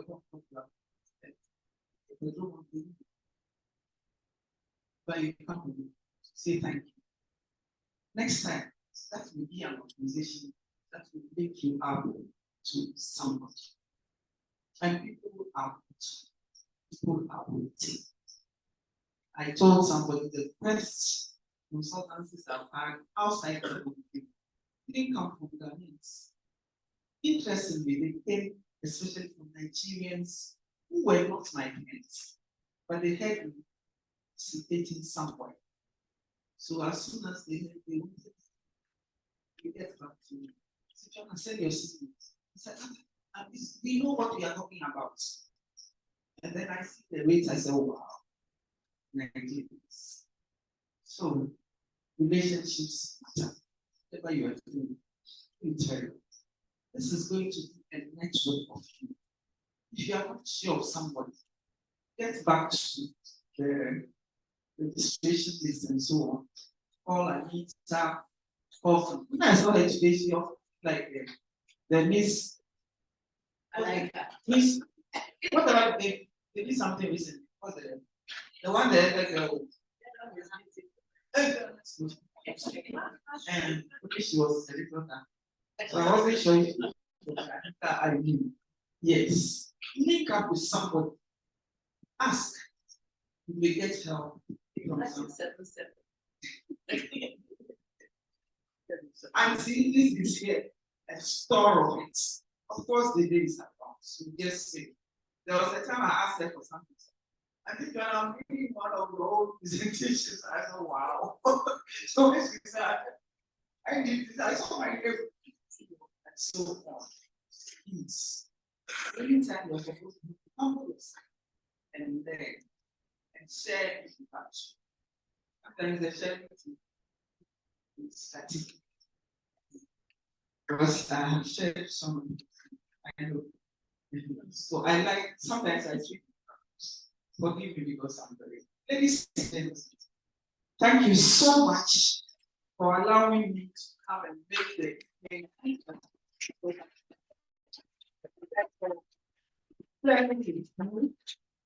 few things I have to do.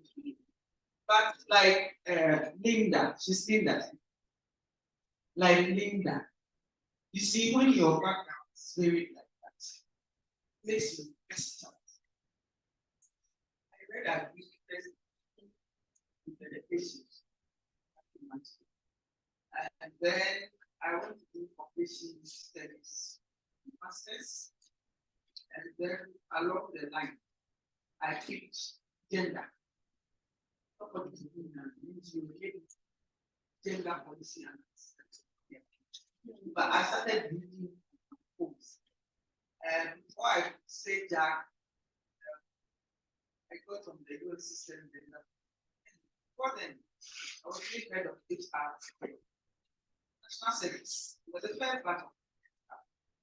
So the day they were opening airport, I was the service. Was the by me. And I was there for 10 years.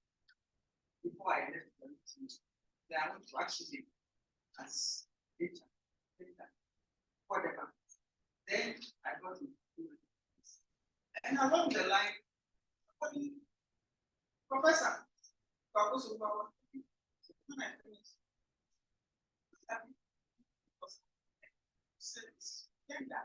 so they started collecting my card. I ended up going to present at this year, the African Civilian Service. Then from there, they recommitted Ghana, where I saw the resource person. And security. Along the line, so you see, but I didn't forget my ability. Because when the Ministry of Agriculture is looking for somebody from the I did. Yes. And I did education. Moses gave us everything. So I have to say, so when you want somebody to better education, I did. So as much as you can. So when they need something, you are not something like that. God bless you all. Very hard and very good care of themselves as women. Because growing up, that is another child. So this now should have been earlier. After you go home, you should so that you go 90 plus and you have a mental. Those are or yeah, before you sit down, you have to really want this women in communities. And then you help us to do a small thing. So on this one, the 3 seconds that happen. It's sort of manual. And I have to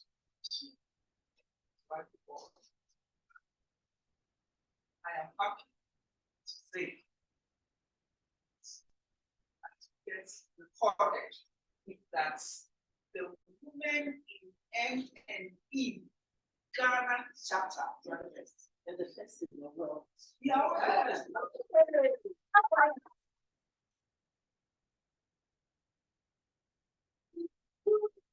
no, and you have done thank you so much. Now, before you sit down, very quickly, we want to do a little surprise presentation. Now, this is for the oldest person. I can confidently say not the youngest person in the room, but also the oldest. She's been with us everywhere we go. This lady is behind us. She's even stronger than so-called younger ones. So we really want to honor her. We've already given her a plaque and an award from GMEF. But we thought again that for all the hard work, we must give them something soon. So this is what he did. For all your wonderful work you do for us, the younger kids in the room, we want to give you this small thing for you that and to go back and then just to say thank you and I go. It's surprise.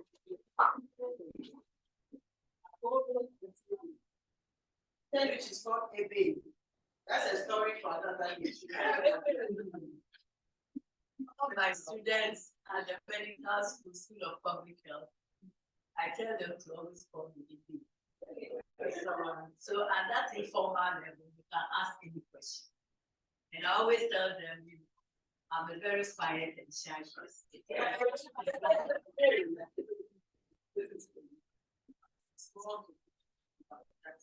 All your hard work. If it's Alagas, you know. If it's Bush, you know. If it's Bash, you know. Oh, I see it. Wow. Yeah.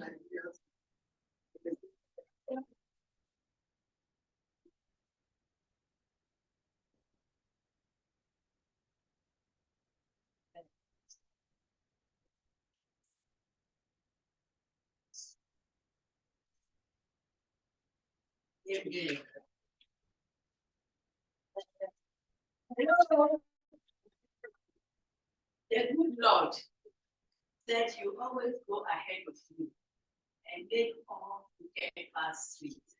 That's in the book of Isaiah 45. So he's been ahead of me. If I should tell you my history, you will live here. I was married, I had 3 daughters, and I was sad because I didn't have a man. And after I had seen all the girls through to tertiary level, I was asked to come back. And I said no. So they said I go to church for nothing. And that 1 Corinthians 5:17. Who knows it? Who knows 1 Corinthians 5:17? Then you have your phone. If I say it, you will be so let somebody refer to it on the phone and tell us. He said it's now a born again. And when you are born again, the past is born, you are now a new creature. Isn't it? Yes. So I should come back. And I said, at least the children can come back. But I didn't. Because my mother asked me to work hard and look after the children. And at the medical school, the late Professor Sai was my head of department. She said she was looked after by the mother and the mother's sister, so I can look after my girls as she gets go out. So, distinguished ladies and a few gentlemen, gender equality in Ghana, is it a reality or a rhetoric? Think about it. Thank you very much.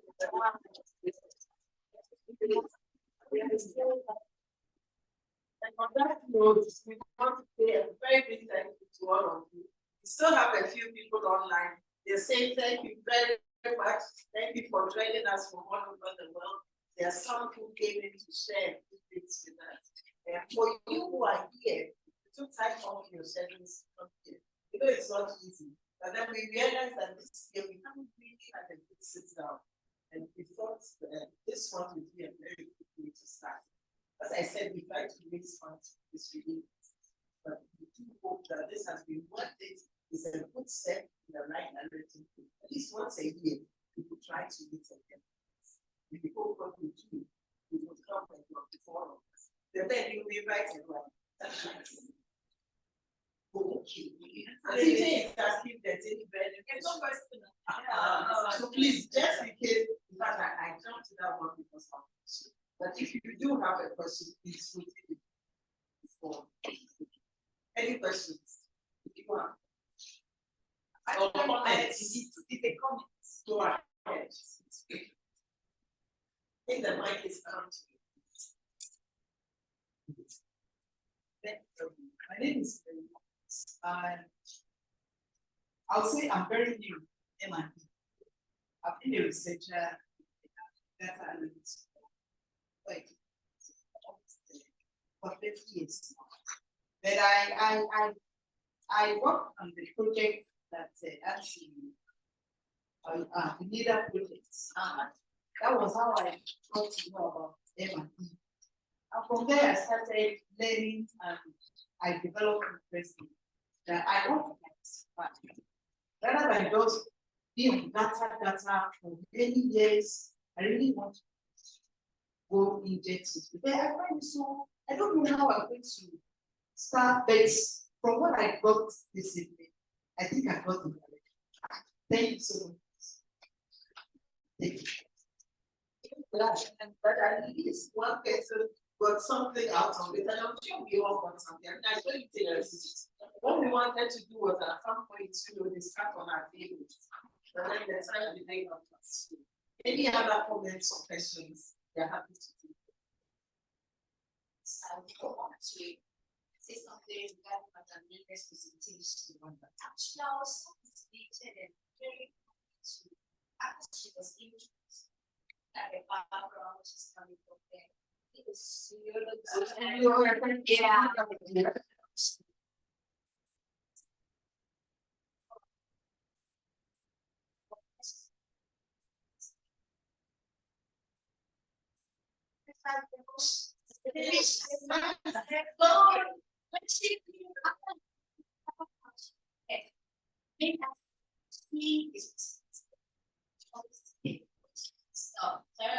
Okay, so Emily projects now. That's the one that's that's right. That goes.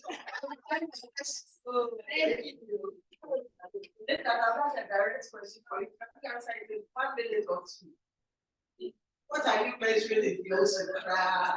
I remember the first time I saw it in Lagos, I went like, hey, you're all to be a single.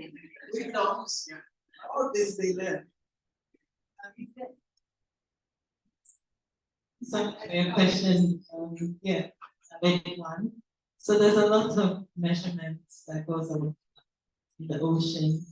So for instance, with species, so like fish, for instance, yeah, I mean the fish itself, measuring the size is something that you get to do as an oceanographer.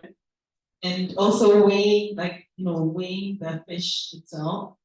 And then also calculating biomass, like fisheries biomass, knowing how fertile the fish is, like knowing how often it, like how many eggs it can lay, and so on.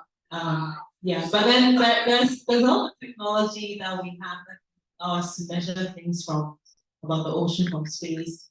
Look at the use of satellites. Now you can measure, like, and go and deep into the ocean. Yeah, even the ocean floor. Yeah, it's vast. So please, the next time that fish, say one word for an oceanography, make sure this picture was given very. Oh my God. That's true. Yes. I would like to thank Madam for the interview, all the presentation that we have. Wonderful experience, very insightful. I wanted to add on to the last question that was last. MAE is a principle, and it applies to all. So when you understand the principle, and use it to your day-to-day area of things, you don't need to do any you don't need to do extra. Just learn the principle and apply. Because every area of it has projects and programs, and it needs to be monitored. And as Eminent mentioned, MAE should be at the beginning of every project. Because at the end of the day, you are going to evaluate the project. What are you going to evaluate the project against? What are you indicated? So that in the middle of the project, when you start, when you are doing evaluation, now that you are trying to see if you can align the evaluation to what the project. So I think that is one thing that we should also be mindful of. And the other thing is about data.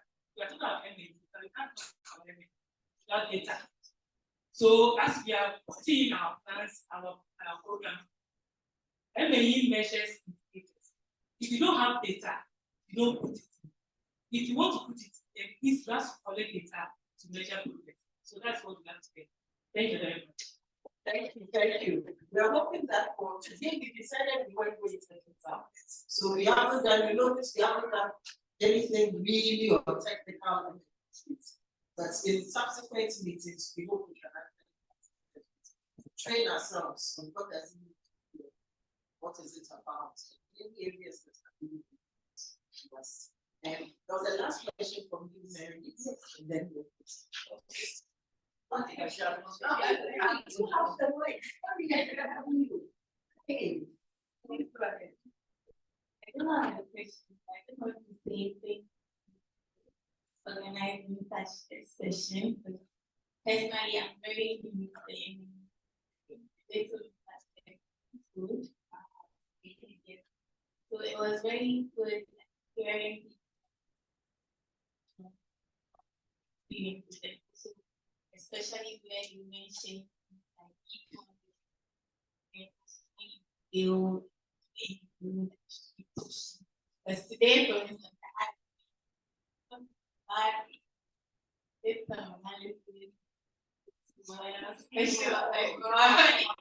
welcome to the world. Exactly. Like really encouraging them think with a little ahead, push me to keep on. Thank you. It's like you said, carry the more things. Thank you so much. I think I'll this. You're not a lot of improvements. But I have an issue with they have what they call picture and evaluation department of the Ministry of something. Secretariat. But it's insane speaking. I'm in database. And I know that they don't have. They don't have anything. And what are we? Because I think this myself as an M&E. What exactly, how are we going to define that? The section of that, that part. Because it's really dead. I am not there to get many information. I can't lay hand on anything.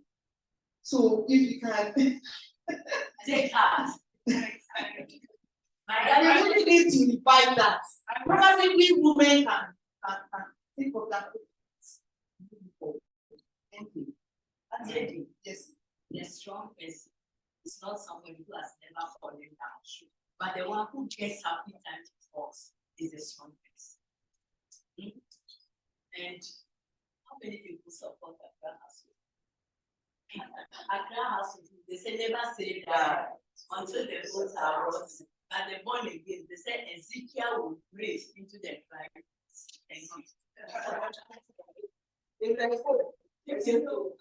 With some of the entities, I remember with the statistical services, for instance, at the point we were asking for some data and so on.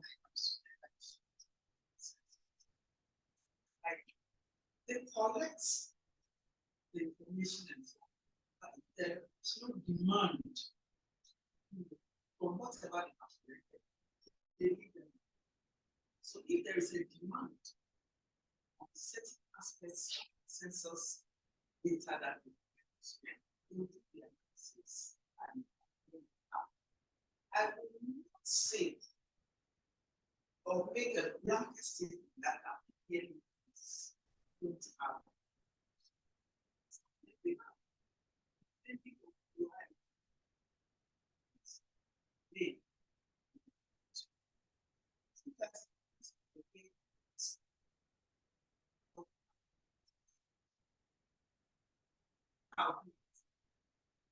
The first report on the university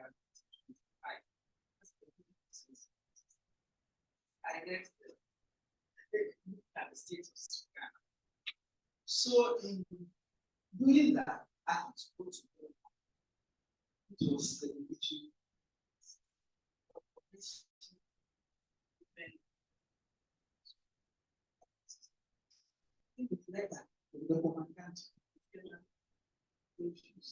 I did the strategy. At a point, I got to my cousin's husband, then never mind. I said, my grandma doesn't do it. then they laugh. That's my cousin's very fine.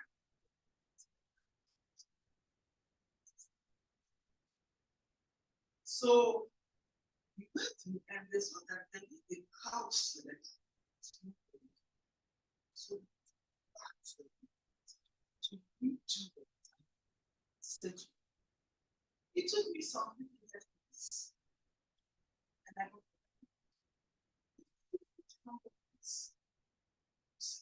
so you have to know how to go about it. If the police, oh, please, exactly, you hear a lot about this. So, but what I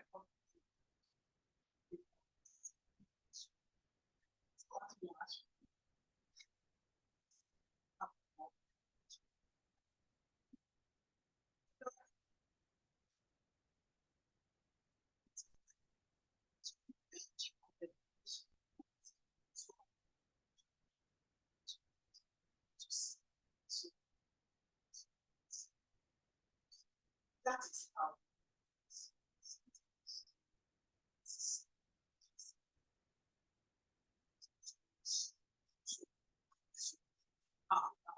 so I told you that I speak. That is how difficult getting something. How we come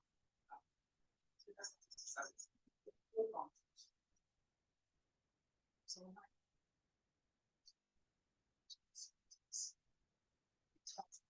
we got some NPCs of them. We wrote to every department. So by the time we changed this problem, sometimes this one is not sending collecting and just quantitative or quantitative data. It's more quantitative. That is what people like. So we train them within all this, within several times before they go to the and go to the MDs that they are coming, and this is what we do. So with some MDs, you get there, the budget officer there, you do that, this is ask yourself, and then with all that training, some went and sent the thing as tick.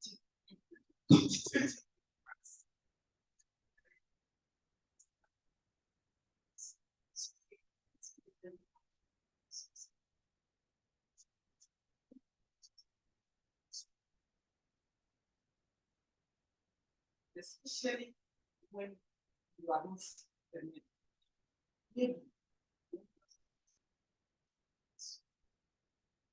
get so you have to know how to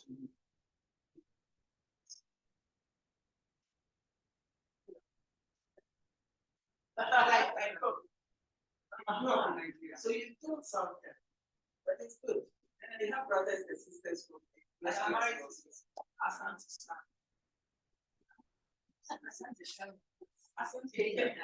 you are Kenyan or Nigerian? You are Ghanaian. Oh, Ghanaian.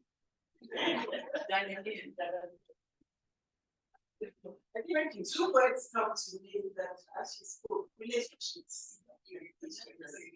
Patience. And you can't do gender without patience. You can't do energy without patience. You will die. You have to keep back.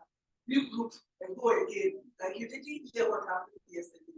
Come back again. And no, and then after they look at you, they're so frustrated and so it will happen. All the best. Thank you so much. I think now we have closed. Very good. So thank you very much. I'm going to see for the day. Maybe we'll ask you to do the amazing prayer. Yes. And actually, we should platform. We see how many people online. The people online, thank you. I go, bless you. God bless you. So we'll take our closing prayer from our poets. Thank you so much. Yes, we are all women, and in fact, some of us are very big babies in the house waiting to say, so you want to eat, and you didn't bring anything. So So there's some chocolates in there. There's a little box for you to put your lipstick, your earrings, your pens and pencils, anything you want in there. Just to remember us. Yes. I'll be failing in my YouTube. I don't know how to so because as I've said,